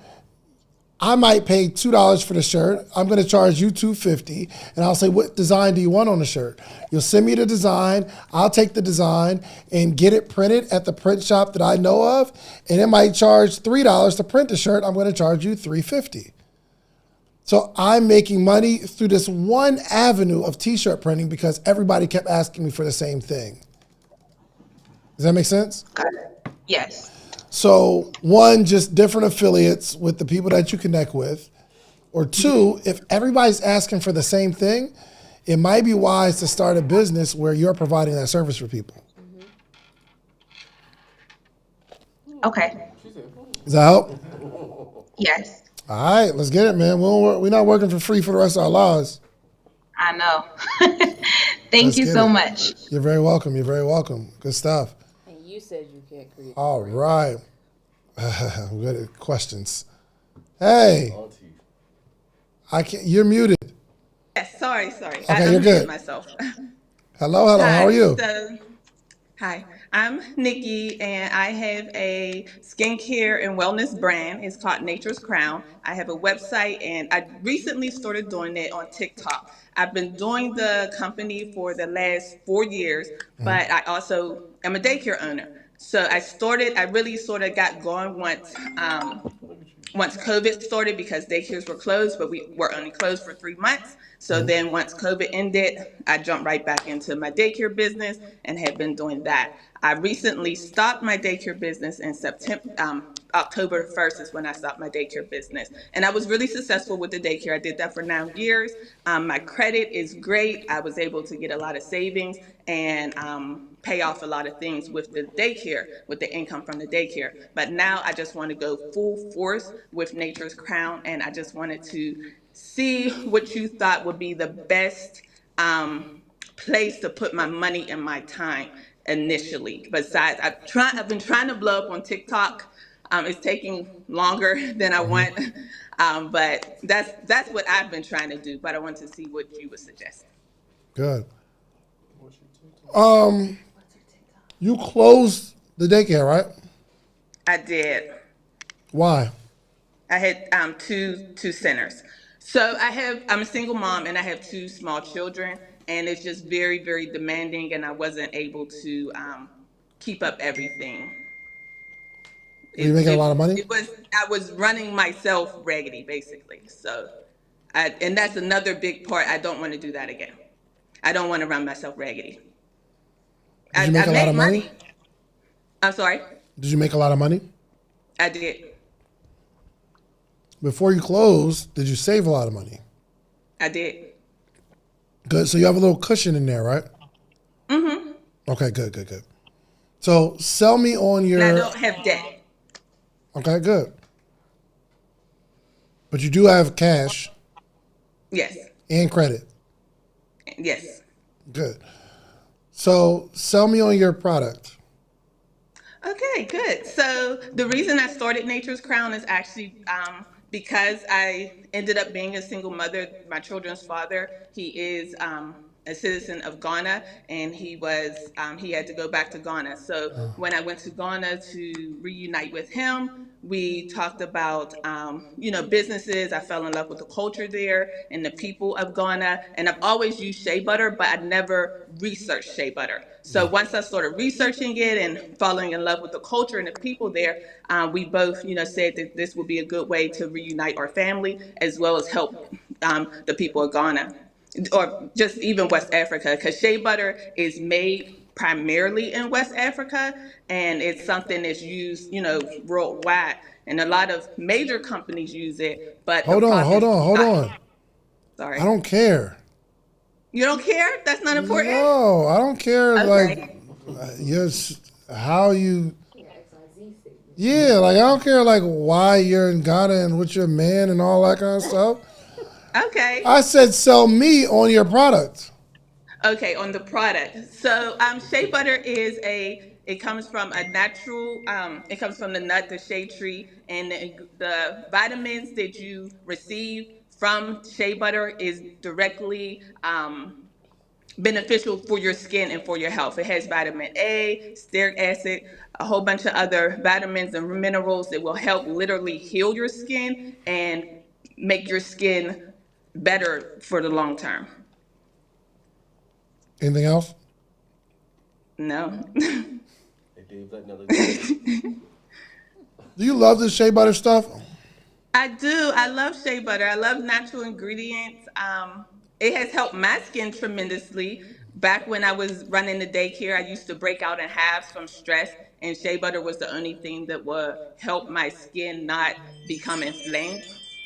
So I stand by the product, not just because I want to, get over to Ghana and West Africa. I know how healing it is to people's skin. The vitamins, just like we get vitamins from the sun, we get vitamins from the food we eat. We literally get the vitamins from the shea butter when you're applying it to your skin. It's not like all other lotions. It really makes a difference. And it's not something that you may see every day, every time you're putting it on, like, oh yeah, this shea butter is making a huge difference. But when you compound it, it really does make a difference in the health of your skin. I use Palmer's. See, that's it's not shea butter though. That's a lotion which is majority water. So it's not the same.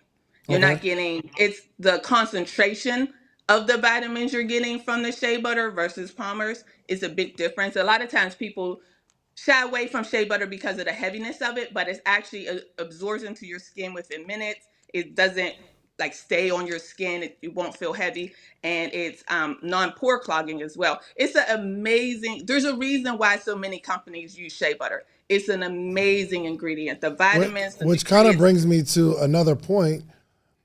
There's so many other companies that use shea butter. Right. So that's why I was mentioning the reason I started. But you said that's not interesting or important to the consumer. So Well, the only reason I think it's important is just I don't care in this moment. Okay. But it's a part of it. But the only challenge is if the only thing that sets you apart is your story, then you have to be there every time a sale is made, which you can't scale.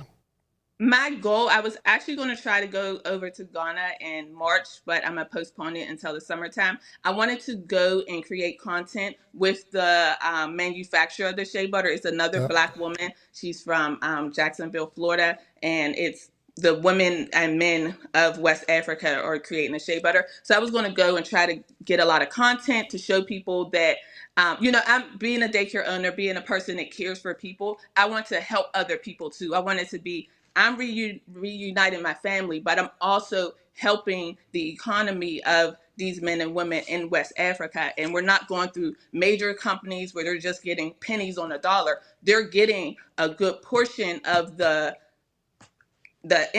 funding from the shea butter. No? Okay. Coach Nella has something to share. Okay.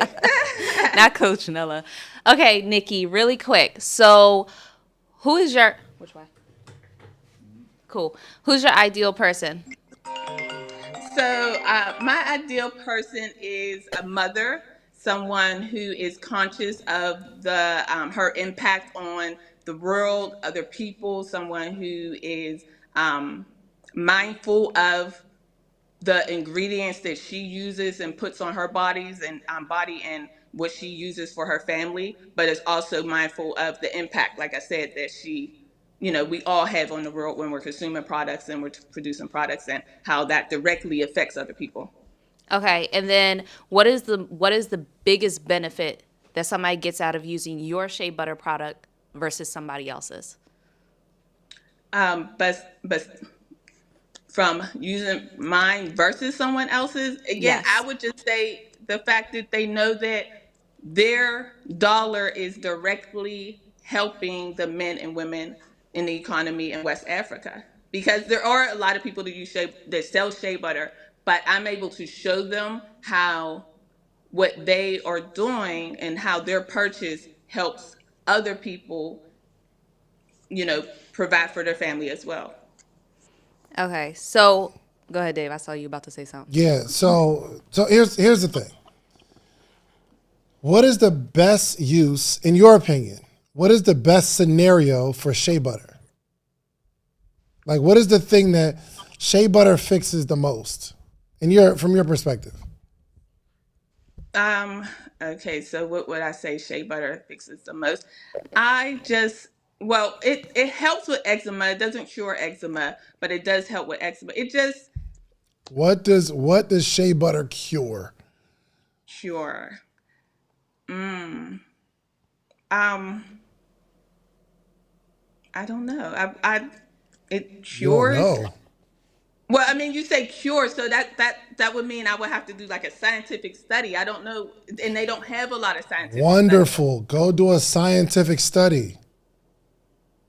That's so what you would do? Here's the idea. Here's the idea. People buy a product because it saves them in some way.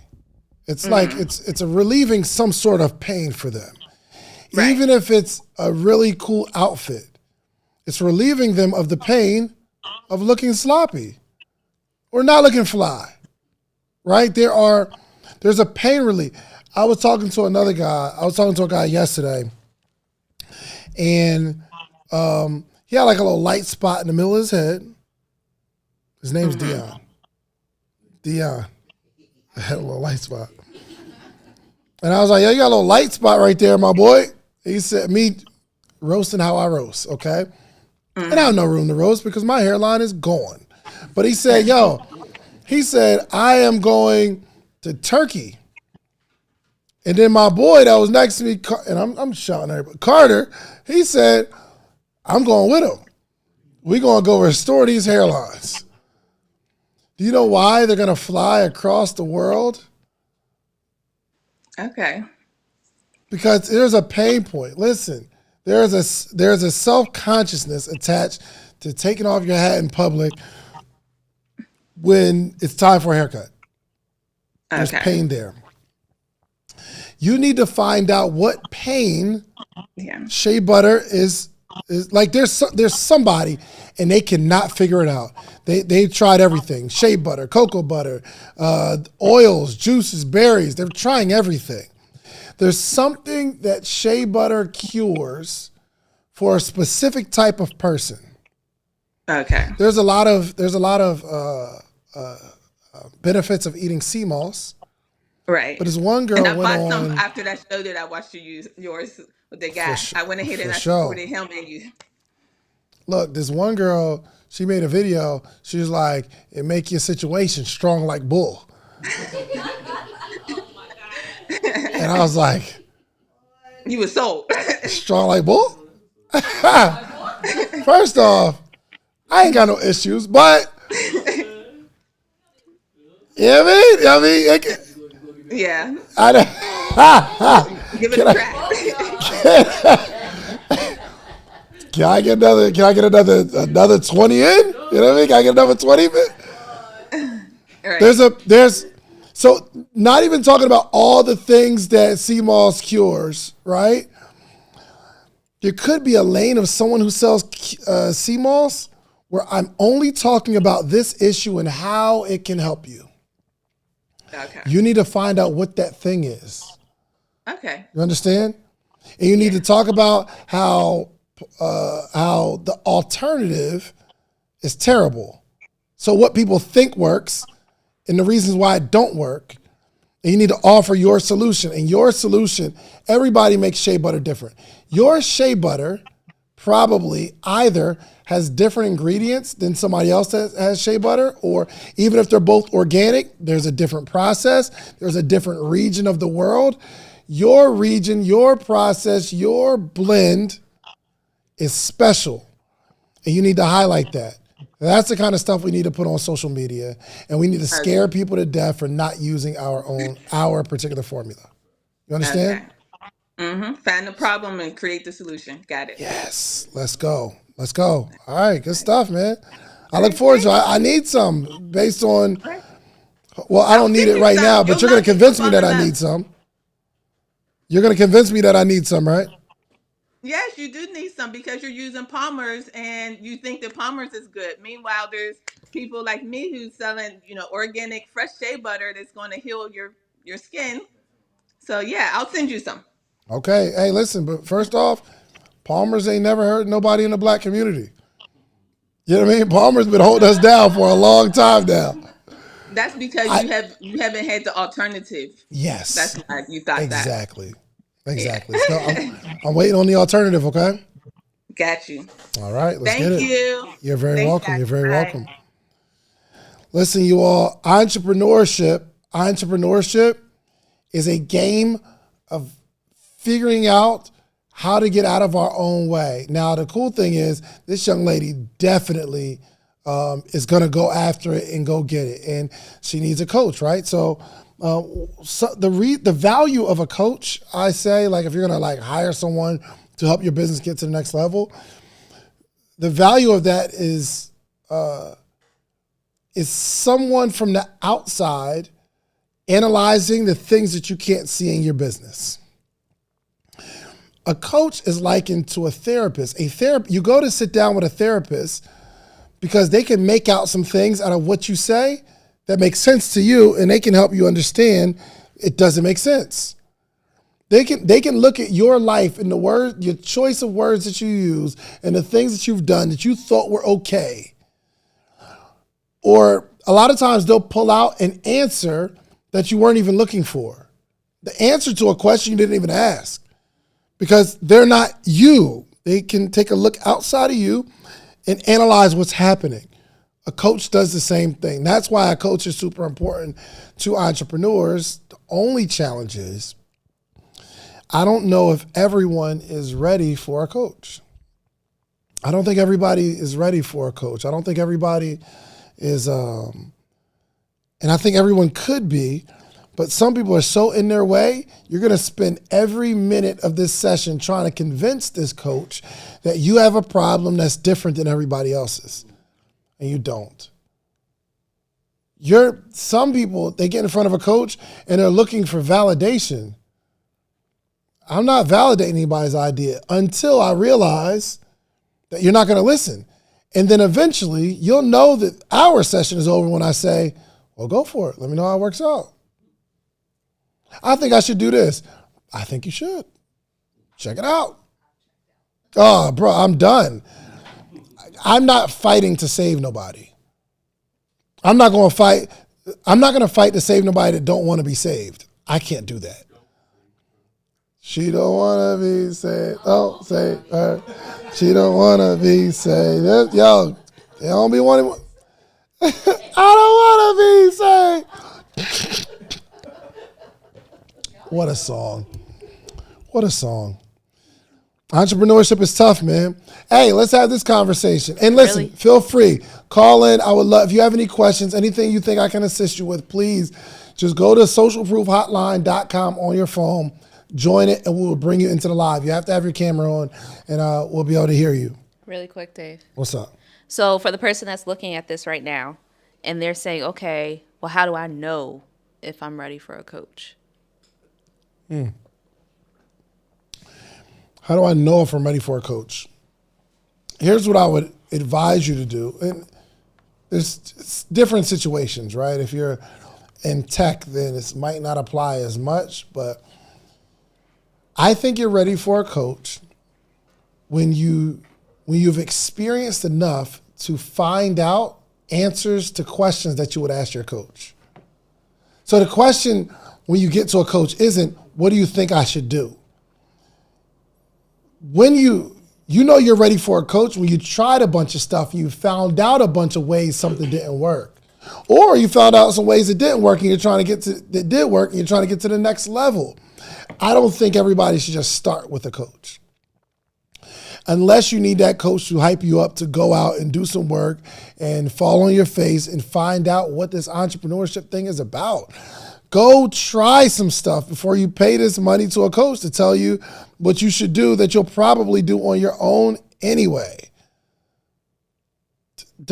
I'm telling you, if you're just starting, you have absolutely nothing going on, I don't think you need a coach.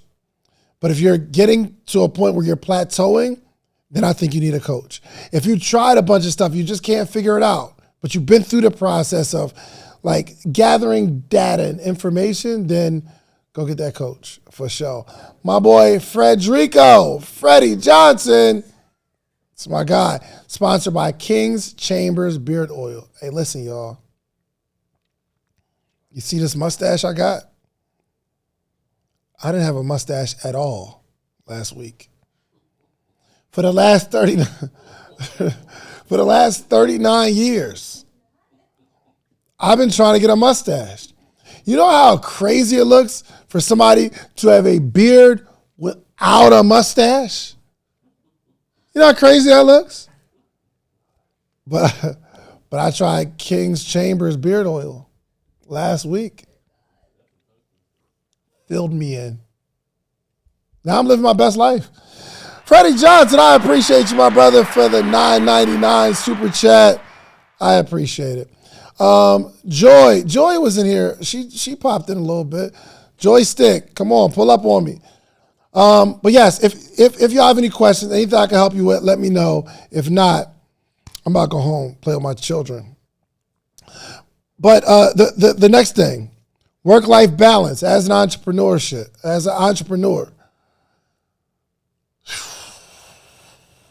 Very little balance. Very little balance. It's like work-life management. It's more, right, Kenny? It's not balance. It's just managing all the stuff that you got going on.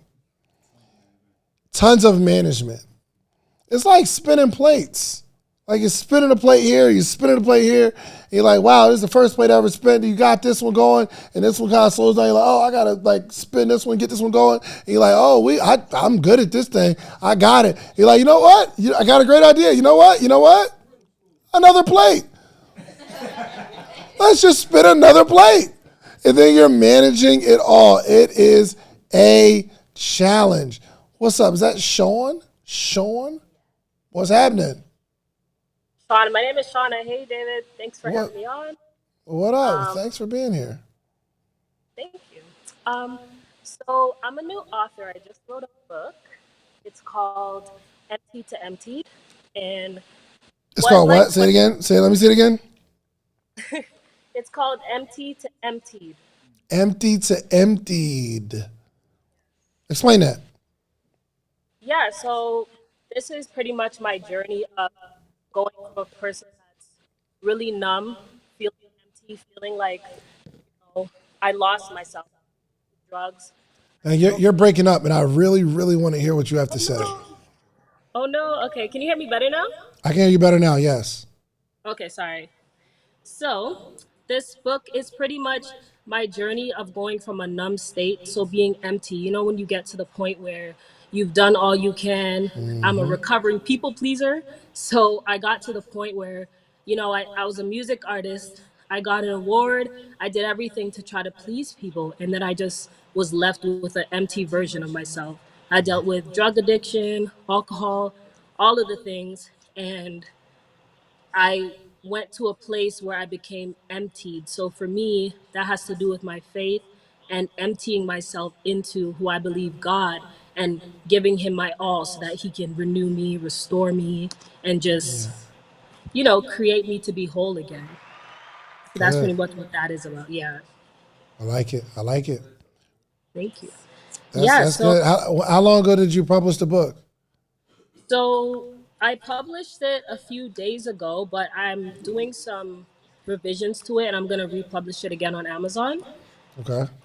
So it's fairly new. Good. What do you do for a living now? Well, I was off of work for a while. I was trying to, you know, wanted to pursue entrepreneurship, pretty much spending time writing. And other than that, I work with children. Mm. Yeah. So when you say you work with children, what do you mean? Um, as an ECE, so like working with children in childcare, but I'm about to start that again. So after I was off of work since March 2023. So I took a long time to just spend writing and you know, things got tough, man, and Yeah. I'm just going back to, you know, start getting a baseline for myself because I want to pursue being an author full time. I want to pursue music as Yeah. well. What was you doing So in this? It's been almost a year. What was you doing? I was just writing. I was also, you know, getting help from the government where I live and literally just, yeah, just literally, I'm married as well. My husband does graphic design. So he was also doing graphics and we're just, you know, really trying to work hard to do what we believe God is calling us to do. Were you And we working? also have, Were you? Hold on. Were yeah. you working hard? Were you working hard? Okay, that's a good thing. So, yeah, in my mind, I would say I was working hard, but I also did have a lot of times where I could have done a lot more, even through watching your videos, promoting stuff. And that's why I feel like I'm having a hard time with this book because I feel like I want to be able to, in the book, I give a strategy about, you know, going from a place of numb to empty to emptied, you know, living intentionally. And I'm like, I want to be able to give it to people in bite sized pieces, something that they can understand and take with them that's valuable. How long you And been married? this will 2024 August will be the third year. Word. Okay. Yeah. All of the experiences that you went through with like alcoholism and you said drugs too. Yes. Was that before your husband or after? Before. Before. Hmm. Okay. Okay. And did you share a lot of the stuff with him? Yes. Everything. Everything? Yes. How long y'all been together? We've been together. We were dating about 3 months before. This is gonna be crazy, but yeah, we knew each other. We've been together for about 3 months before we got married, and then so that's the whole thing. So yeah, Okay. that's the answer to your question. Nah, I feel you. I mean, I've been married. It'll be 5. It'll be 6 years. Hmm. And we got married 6 months after we met on Tinder, actually. Wow. So don't judge me. Don't judge me with your wow. Don't judge me. How can I judge you, man? Oh yeah, yeah, for sure. So you for sure haven't told him everything because there's no way. There's a way. I mean, everything that I remember. Let me say that. For sure. Gotcha. Okay. So your plan is to share your journey through this book, right? Right. And your goal is to make a bunch of money from book sales, right? That would be a great goal. Yeah, that's one of the goals. Yes. Okay. How do you plan on doing that? So one of the things I want to do is create content to drive sales, and then as well as like create a course that I can, because this is a mindset, this is a lifestyle that I'm trying to share with people. So I want to create a course as well that people could buy the book for like a companion. And I want to eventually go out and talk to people on the street. Like I hear you talk about that a lot. Like, are you really passionate about that? Yeah. And that really hit me. I'm like, dang, am I really passionate about this? You know, do I feel like, oh my God, your house is on fire if you're not doing it emptied? You know, Yes. and just getting to that point, I eventually want to talk to people and really learn their stories so that I can, pour this into them. I think you have a really powerful story. I am afraid, though, that you're not really willing to do what it takes to go get it. Okay. Only because it's really difficult to just take a year off, do nothing, and then just put your foot on the gas and I'm just going to go. It don't really work like that. Are you still getting government assistance? No. Okay. Not for a while. It's been, yeah. Okay. And you getting a job? Yes. What's the job? Working in childcare. Okay. But you're only working in childcare, like you're about to go do some work because the government assistance ran out. So now we got to do. It's been run out a bit, but also too, it's like where I can do kind of part-time, but yeah, I definitely haven't been doing as much as I could have done for the book. I'm telling you, you can go make a whole bunch of money, but again, my only fear is that you're not willing to do what it takes. And let me tell you what it takes. It takes you figuring out what it takes. So you might say, I'm going to go on the street and I'm going to tell my story and be transparent. That's one of the things that it takes, but you're actually going to have to go do the stuff. You're going to have to come up with a genius plan on how to go make $1 million. So the next time I see you, and I'm not going to ask you the question now, but I want to say what part of your plan is so incredible, so shocking that I want to do it myself, or my next presentation, I'm going to teach somebody based on what you told me. It was just a genius way of thinking. Mm-hmm. But that's some of the work. Some of the work is mental, and it's like, okay, I wrote the book, but now I have to mentally think through how I'm going to really design the life that I want to design. And then you actually have to go do it. Right. And work. Yeah. Are you willing to do the work? I am. Yeah. Okay. What is the work that you're willing to do? I'm willing to pretty much get over myself so that I could put the book as more important than my own, blockages, mental blockages and fears and all of that stuff. Easier said than done, I'll tell you. It's a Say lot it again? easier. It's a lot easier said than done. Yeah. Here's what I want you. Where do you live? Canada. You're in Canada. Mm-hmm.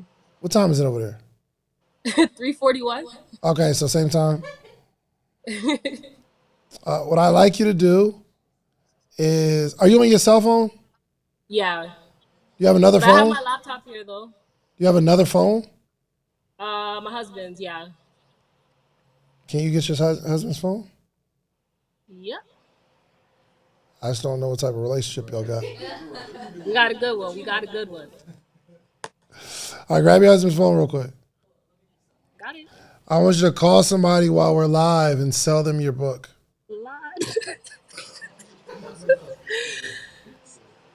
Call somebody. Call somebody. I don't care who it is. I need you to put it on speakerphone and call them and tell them all the wonderful things about your book. And I want you to ask them for the sale. It's not when I see you, it's like, yo, cash at me now. Wow. Okay. Give me a second. We'll wait. I don't got nothing to do. In the chat, make sure y'all comfort her, okay? Make sure y'all encourage her in the chat because I'm excited. Let's go. Who you calling? Okay. I'm calling someone named Jihan. Okay, let's call Jihan. Throw it on speaker. We need to hear. Picks up. Let's see. And if you are watching this in the chat, and you'd be afraid, I want you to do it too. Let's go, Jihan. Pick up. Don't ruin my live.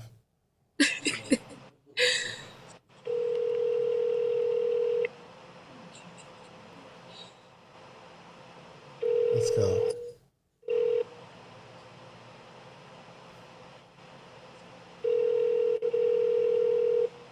I know, she's so relieved. No, this is putting a fire in me. It's good. This is good. Okay. Hello? Okay. Let's call somebody else. Wee. Okay.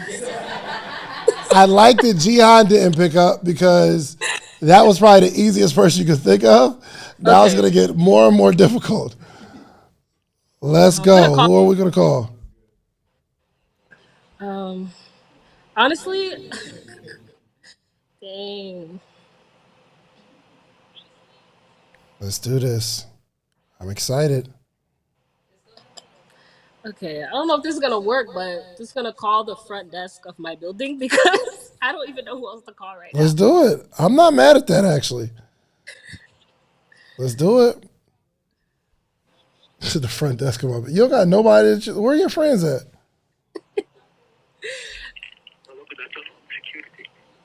Hi. I just wanted to call to find out. I wanted to call to find out if you were interested in buying a book.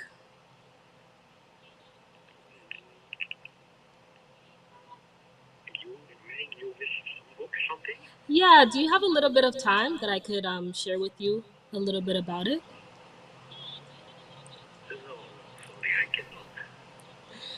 Okay.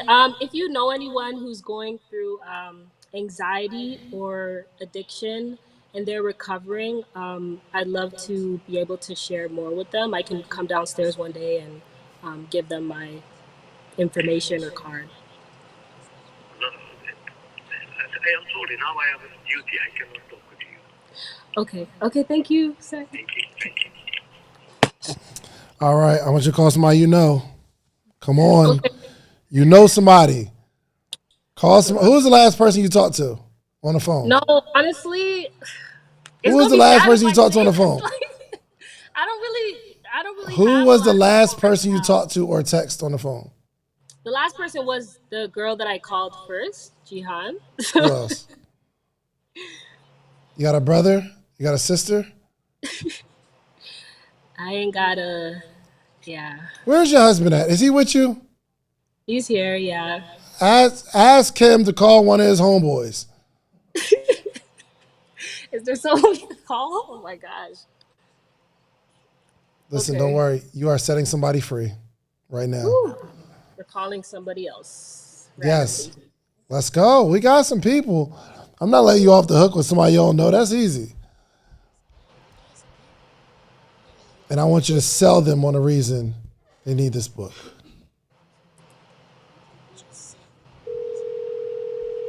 It's going to be good. It's going to be good. I just don't like how your friends don't be picking up the phone.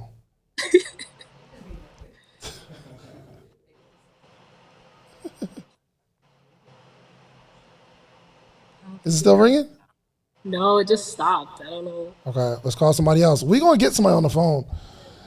Y'all can't convince me y'all don't know nobody. Y'all can't convince me y'all don't know nobody. Let's call somebody. Let's do it. You got somebody. I wish I was over there with y'all because then I'd look at all your text messages of people you be talking to. Find somebody. The person you are calling isn't taking calls. You said what? Lord. One more. One more. We got this. I feel good about this, man. Let's go. Let's go. Mad contacts in that phone. Let's go. Calling another person. Let's see.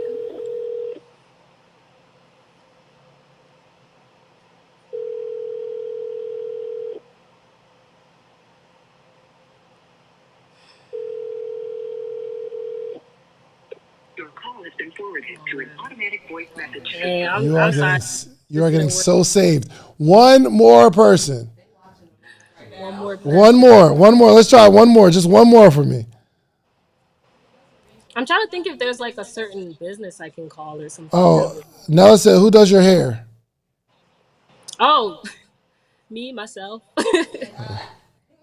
That'll do it. I need. Who your favorite auntie? Pardon me. Who your favorite auntie? Who my favorite auntie? Are you talking to me, Jamie? Yeah. What do you mean? Who's your favorite Okay, aunt? this is another. Okay, let me just explain this a bit. Maybe this is like this is another part of my story is that I went no contact with a lot of people, so that's probably Mm. why the questions you're asking me, I ain't really got that. So Well, it's but definitely you still have their number. You just haven't talked to them in a while, and you don't want it to be weird. The first time we talk, you're trying to sell them your book. yeah. Yeah, I know. This is the cool part about this show, about Yeah, this this is exercise. growing. Even this is gonna help me, so I It appreciate is. it. All right, let me get one more call. One more call. Try somebody else. One more person that you know. One more. Let's try it. We all have faith in you. And everybody on this live has been waiting for somebody to pick up. I know. They're showing so much love. Let's go. This is it, y'all. I feel it. What is it called, Grandpa? Hello. Oh, someone's calling back. Somebody's calling back? Good. Turn it up. Turn the volume up. Hello. Hey, Pat. This is Shauna Zandre's wife. I'm good. How are you? Great. Everything's fine. I know it's probably weird that I'm calling. I just wanted to see if you had a few moments. I know you've seen. I think you've seen about my book, and I just wanted to share a little bit about you. I'm trying something new, and I just want to see if you have a few moments to listen to it or hear about it. Okay, thank you.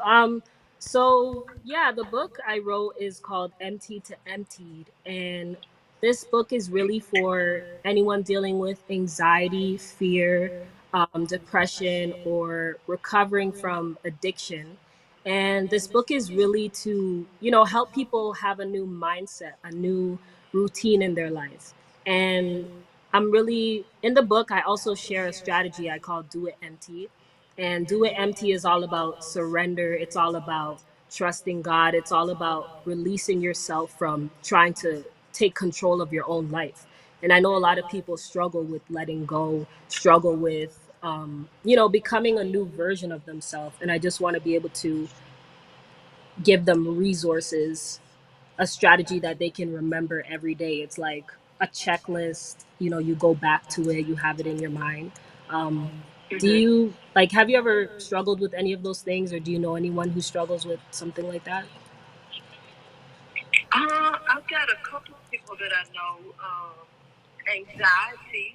Anxiety.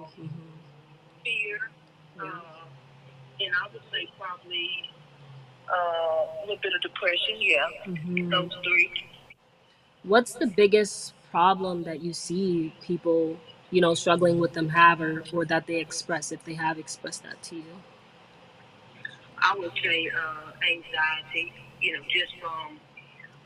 Asking for the sale. Childhood. Mm-hmm. Okay, so okay, so it seems like as well as people getting stuck in that cycle, not knowing how to get out. Okay.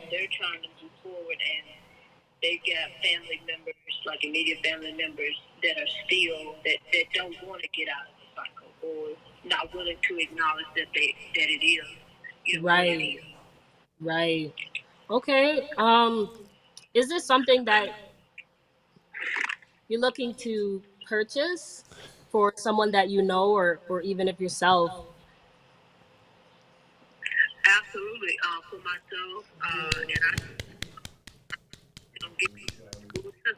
Yes, the schools.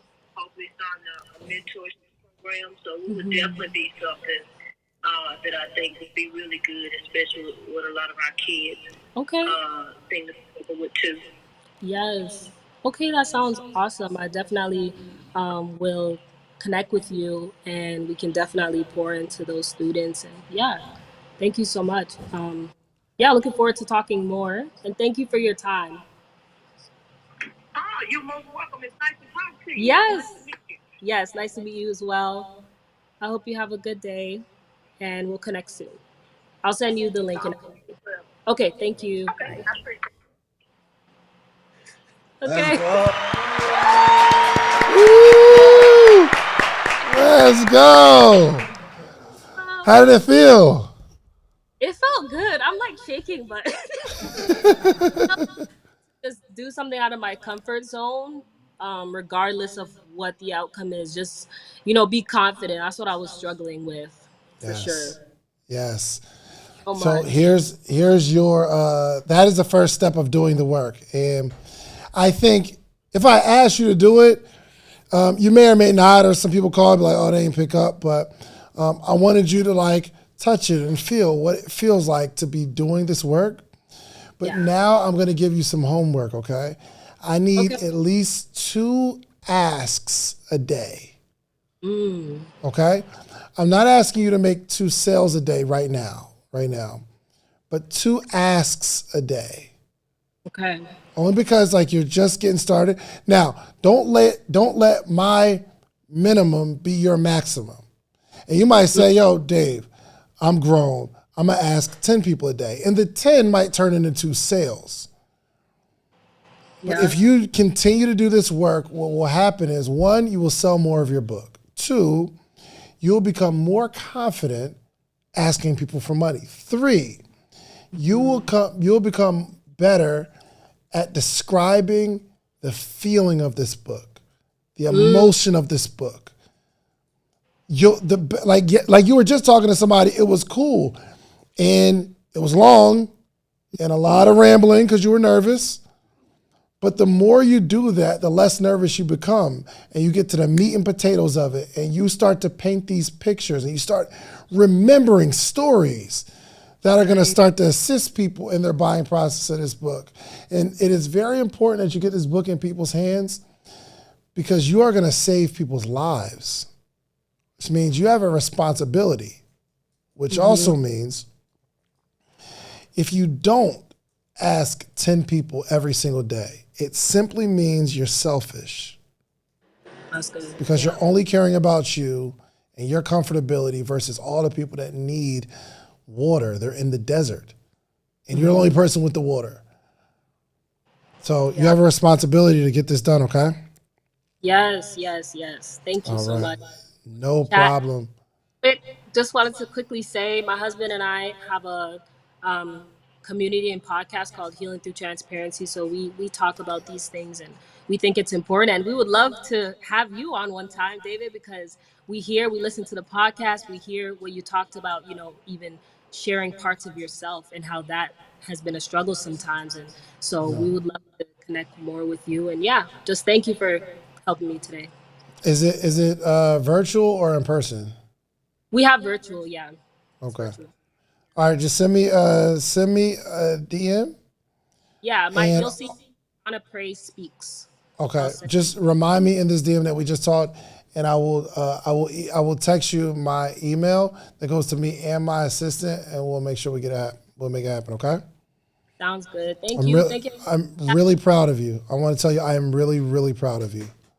Okay. Let's go. All right. Listen, y'all, it's all in our head. All that fear stuff is just in our head, and we can get over it. And again, some of the issues as entrepreneurs is the fact that we're just afraid to get out there. Like, we're afraid to start. And guess what? Nobody dies. There are some people that are watching this right now who would love nothing more than to do what that young lady just did. And because of her courage, you're like, okay, I think I can do it too. So it's a responsibility for those to actually go out and win, to do something incredible because it inspires other people. So, all right, y'all, listen, if anybody else want to join real quick, we'll give you 2 more minutes. Anybody else want to join or give a super chat, man? We are investing in the students. I spent about maybe $200, $300 today with students on stuff that I'm never going to use except for them Skittles. I'm going to eat them Skittles, okay? But the super chats that you all give allow us to invest in the next generation and invest in our kid entrepreneurs, because I believe wholeheartedly in entrepreneurship. So all your super chats, I appreciate it. It is going on good ground, I promise you. I'm not going to buy a new car with your super chat money. We're taking that money and we are investing in the kids, okay?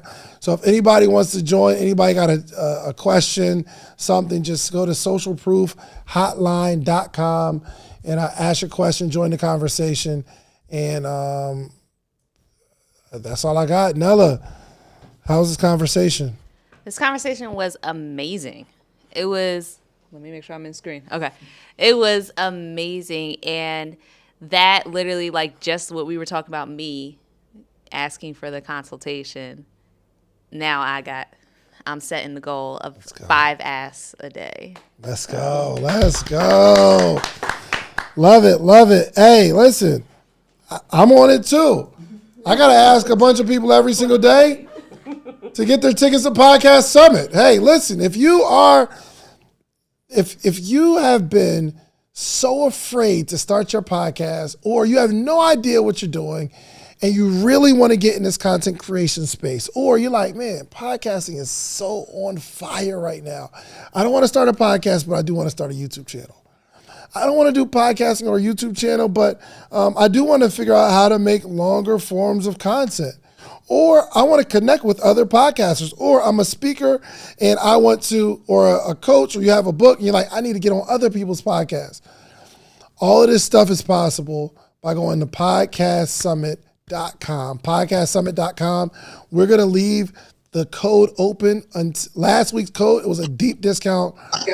Podcastsummit.com. Go to use code 40 now, 40NOW, and it will take 40% off. But you got to do it before we get off this live, okay? All right. What's happening? Is that Tony? What's up, Tony? Mute the YouTube for me. Yeah, how you doing, man? What's good? I'm good. How are you? I'm fabulous. I too am fabulous. No, I'm not. I don't want to be fabulous. I'm good. What up? Oh man, I saw the website and I just hit it. I just tuned in, dude. I don't really know what's fully going on. I'm glad you're here. I saw the lady in the blue dress and I saw the website posted across the screen and I just typed in the website. So I'm still trying to catch up. It's all good. Are you an entrepreneur? Well, yeah, sort of. I'm a truck driver, and I do heavy hauling. I'm invested in stocks. I'm trying to dive into real estate a little bit. So, got you. What do you need help with? At the moment, I don't think I need help. You bet not. You're lying to me. You're lying. There's something you need help with, and if there isn't anything you need help with, that's what you need help with. That's what it is. Tell me. That's exactly what I need help with. Good. What's the objective? What's the objective? I don't know, man. I just got a lot going on right now. I just recently purchased a semi truck, and I'm going through the motions of right now exactly what I want to do with it, who I want to lease it on to, and things of that nature. And I'm dealing with this real estate stuff right now. I'm buying land, foreclosures,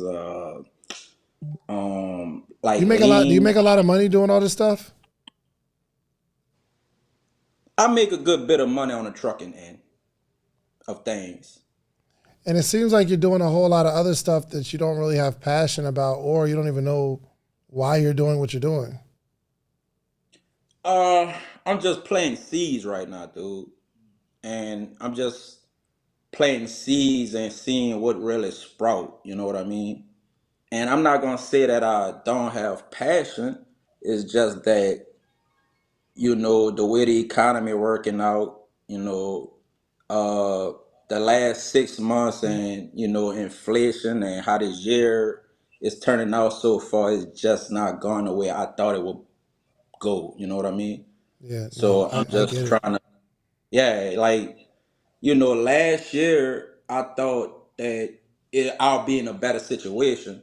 You know what I mean? And for the last, I don't know, about 8 months, you know what's going on with the economy in this election year, and they trying to see who gonna get in the office, and Biden messing everything up.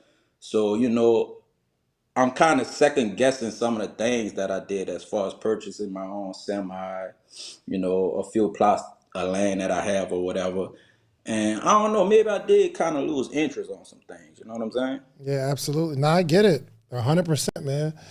And I can kind of sense that from kind of how you share the things that you got going on. There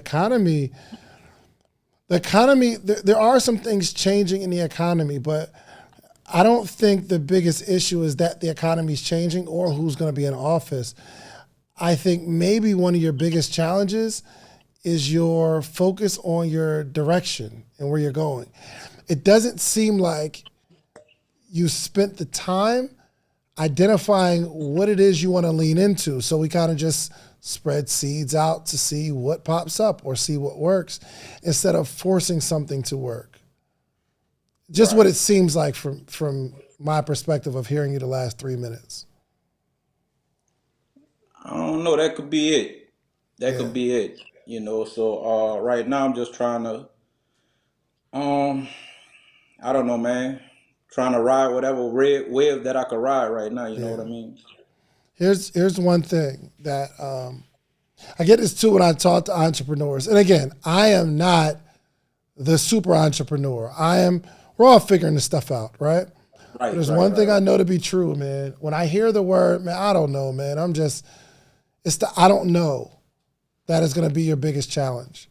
I want you to know. You got to, there's a lot of things that you're involved in right now, but there needs to be a certain direction that you're walking in.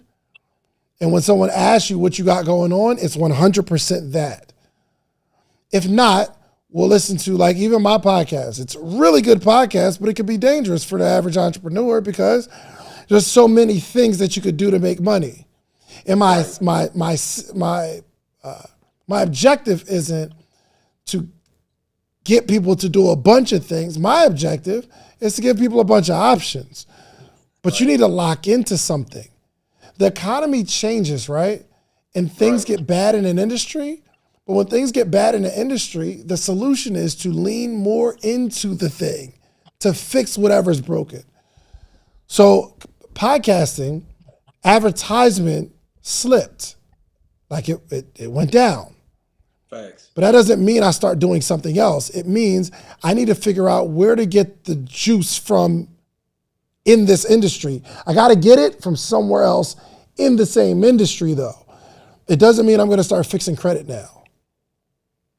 You get what I'm saying? Right. But you need to figure out, this is where I'm going to win. This is where I'm going to make my million. And then work backwards from the million, okay? How do I make $83,000 a month, okay? How do I make $2,500 every single day? You got to find something that it's like $2,800 every single day. You've got to figure that thing out. But you need a direction, bro. Yeah, basically, you saying whatever I got working for me, I need to lean more on that and to focus all on that and just stop spreading my focus to all these different avenues. Because I'm just trying to make money from all angles that I could possibly think of or whatever you think. So yeah, that makes sense. That's probably what I needed. You know what I'm saying? Like I accidentally came on just now on whatever this is. Yeah. And I probably needed to hear that, you dig? It's by design, bro. Think about the money. Think about the money that you put. So what's your major bread and butter? Trucking. Trucking. Yeah. Imagine if you put the money from like the land and all this other stuff, whether it's crypto, and I know you might have lost some money on crypto. Crypto is crypto just eats people's money. I don't know, but unless you really got to lean in. Last couple of years, crypto been. Some people took hits, but my point is, I'm not invested in any crypto at all, man.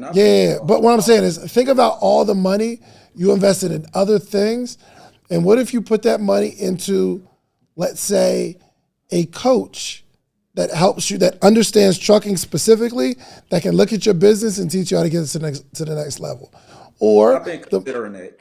Yeah. But instead of like spreading the money elsewhere, you put it into the thing that you know of. Right. And grow that. Right. Keep watering what's working for me. Yes, sir. Instead of spread and everything. Yeah, I got you 100%. That's it, man. Listen, man, nothing happens by mistake, man. You was on this live for a reason, man. And I want to say thank you for joining. Oh yeah, man. Anytime, man. I really, I like what y'all be doing. I be checking out you and Donnie. And y'all really be doing y'all thing and y'all inspirational. You know what I mean? Every now and then I'll come through on YouTube and listen to you, listen to Donnie or whatever, and she doing her thing, Brian. Y'all doing some incredible stuff. Appreciate And it. it's a lot of motivation, Absolutely. So Absolutely. I appreciate you on the call, man. You know what I mean? Yeah, man. Hey, listen, we're gonna keep it pushing, bro. We will continue to be here for you. Oh, yes, sir. You hear me? My man. Appreciate you, man. Have a good one, brother. You too, homie. All right, y'all. Yeah, I mean, I'm done anyway.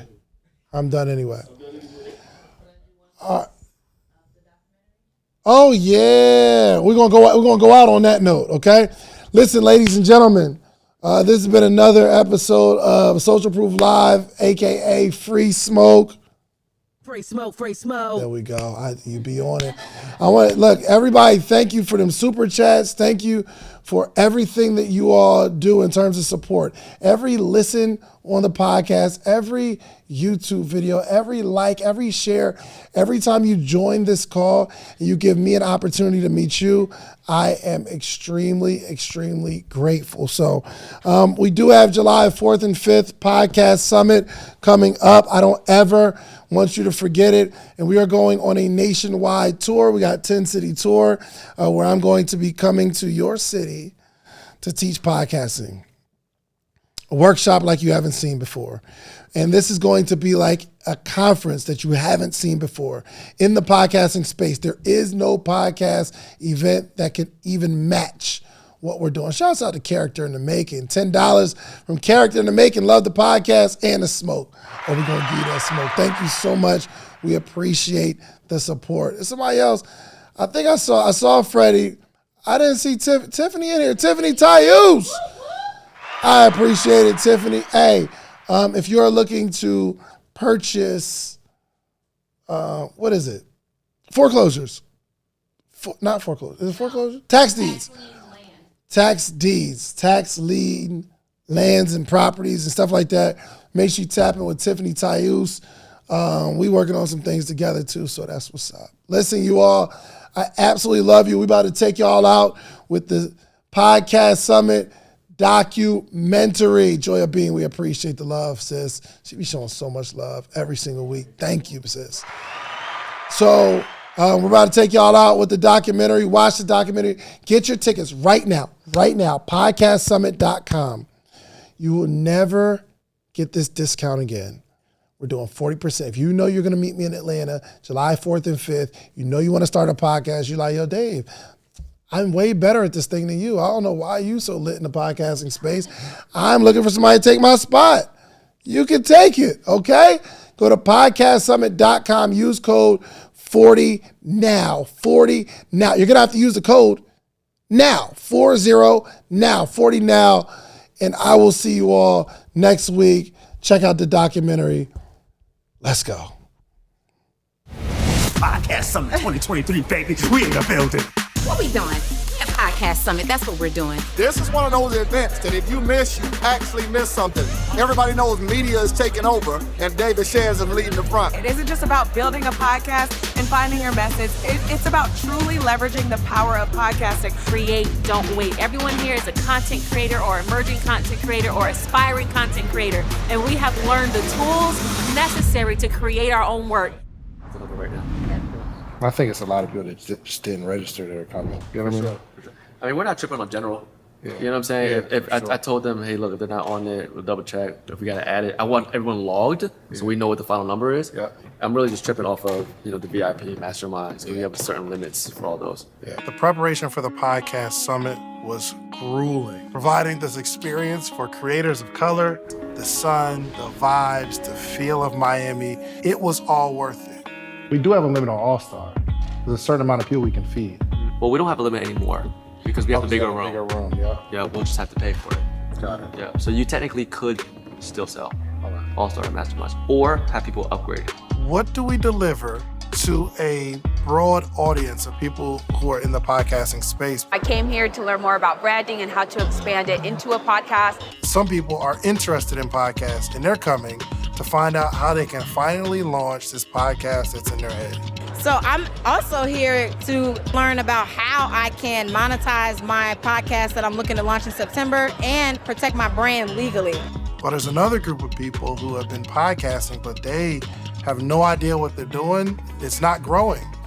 They're not getting more views. They're not getting more downloads. I want to learn how to monetize. I want to learn how to grow. I just want to learn how to, engage with the people more. I'm just a mom who just wanted to do something crazy. But you're holding it intentionally so there's more energy outside. Correct. Got it. Okay. All right. Well, do your thing, man. If we're behind, how do we make up for it, or we just push everything back a little bit? I think there are breaks that will naturally adjust. Got it. And get us back on track. Yeah. What's the lobby looking like? Is it busy? Are they out there? Did they show up? So once I got out on the stage and I looked out and I saw a packed room on a Sunday, I was just energized. I was really just blown away because now I know that the people are here. We're about to feed. You see it? Y'all see it? Do you see it? In the back, do y'all see it? Can y'all feel it? Y'all know it? Your life is going to change in the next 12 months. Let me tell you about something I've never seen before. I've never actually seen a podcast booth set up for creatives to create in real time. So I'm talking about networking on steroids. You just met somebody in the room. You want to actually have a quick little interview or a quick little meeting. You could take them into one of the booths, ask them all the questions you really want to ask them in real time, record and document that, and actually put that content out right now. I've never seen that before. Crazy. Get where you need to get to how that's going. Don't be Andre. Camera was shaking during the podcast interview, so we got to figure something out. I think when you're looking at production of anything, you should always be looking at it from a pessimistic perspective. What can I do to improve? What can I do to make this thing better? It might be the smallest change. People aren't looking at what's wrong. You could record a whole episode and there's a trash can behind you that nobody sees because nobody's looking at what's wrong. They're only looking at, oh, this is a good shot. Yeah, that's the one thing you can't hide doing a live event. You know what I mean? Like, say I launch a book. You don't know how many I sold. You know what I mean? Say I launch a t-shirt brand. Hey, get the shirts. I can be like, yo, it's popping. People are buying the shirts. Almost sold out. But a live event, like, if nobody's there, everybody knows that nobody's there. One of my biggest takeaways from the podcast summit so far was like an aha moment first when Donnie said, don't edit. It was like mind blown because I be doing the most with trying to edit my podcast and stuff. I actually launched my podcast yesterday, and then I got to actually experience the content room, and I got to film some episodes for my podcast. I have been able to network from the moment I got off my plane. Thank you guys so much for the podcast summit. This has been an amazing experience, and this is just day one. Who believes they have a 7-figure podcast inside of them? It sounds good. It sounds real good. Get pen and paper out. Let's get to work. me and my partner Donnie made an offer more on the entrepreneurial side where you can have us as business partners. David gets really nervous about like asking for the money. He gets excited about a product. He wants to do it all the time. Oh yeah, we're gonna do this. But when it's time to ask for the money, he gets scared and it's all on me. It's David Shands, ladies and gentlemen. What's up, it's Rashad, one half of Earn Your Leisure. I'm at the podcast summit right now. My boy David Shands put it together, and it's very important that we have this kind of dialogue because there's no blueprint, there's no college course to actually learn how to, be a superstar in a new age in media. So these type of formats, these type of programs are extremely important. But now Yeah. I've been wanting to create. I've always wanted to be on. But I can it's the consistency part when Yep. shit ain't working, it's Yep. with stuff. Yeah. So when you Well, here go the thing. You don't know if it's not working. That's the problem. So like I said, when we was doing Thank God It's Monday, we had 50 people watching. Was it working or not? It was. We just didn't see the evidence till later. Okay. What's faith? The substance. The things hope for and the evidence things. So if you got faith that it's gonna work, as long as you know, listen, I say this, if you can get 5 people to listen, you can get 10. If you can get 10, you can get 50. If you can get 50, you can get 200. You see what I'm saying? Like, if you got people right, and so a lot of people get caught up because they don't got the big numbers and they ain't got the huge following. Right. Stay consistent with the content. On the side, but again, like you said, we don't want to box her in. I mean, we can have them placed and then just quickly from like here, right here, after they sit. That works so good. We are setting up the set for the Babis. She is interviewing a surprise celebrity guest. Well, Rick Ross isn't coming anymore. He was supposed to be Trina's guest. So now we're trying to find another celebrity that's in Miami that'll come and interview. I am about to interview Trina. This was not originally a part of the program. There are some things that I'm going to ask her about stuff that I don't know about. The woes of doing something good. And we were running on time the whole time. So there's one issue. I guess I don't need to talk about that too much, but I mean, it's a part of the journey.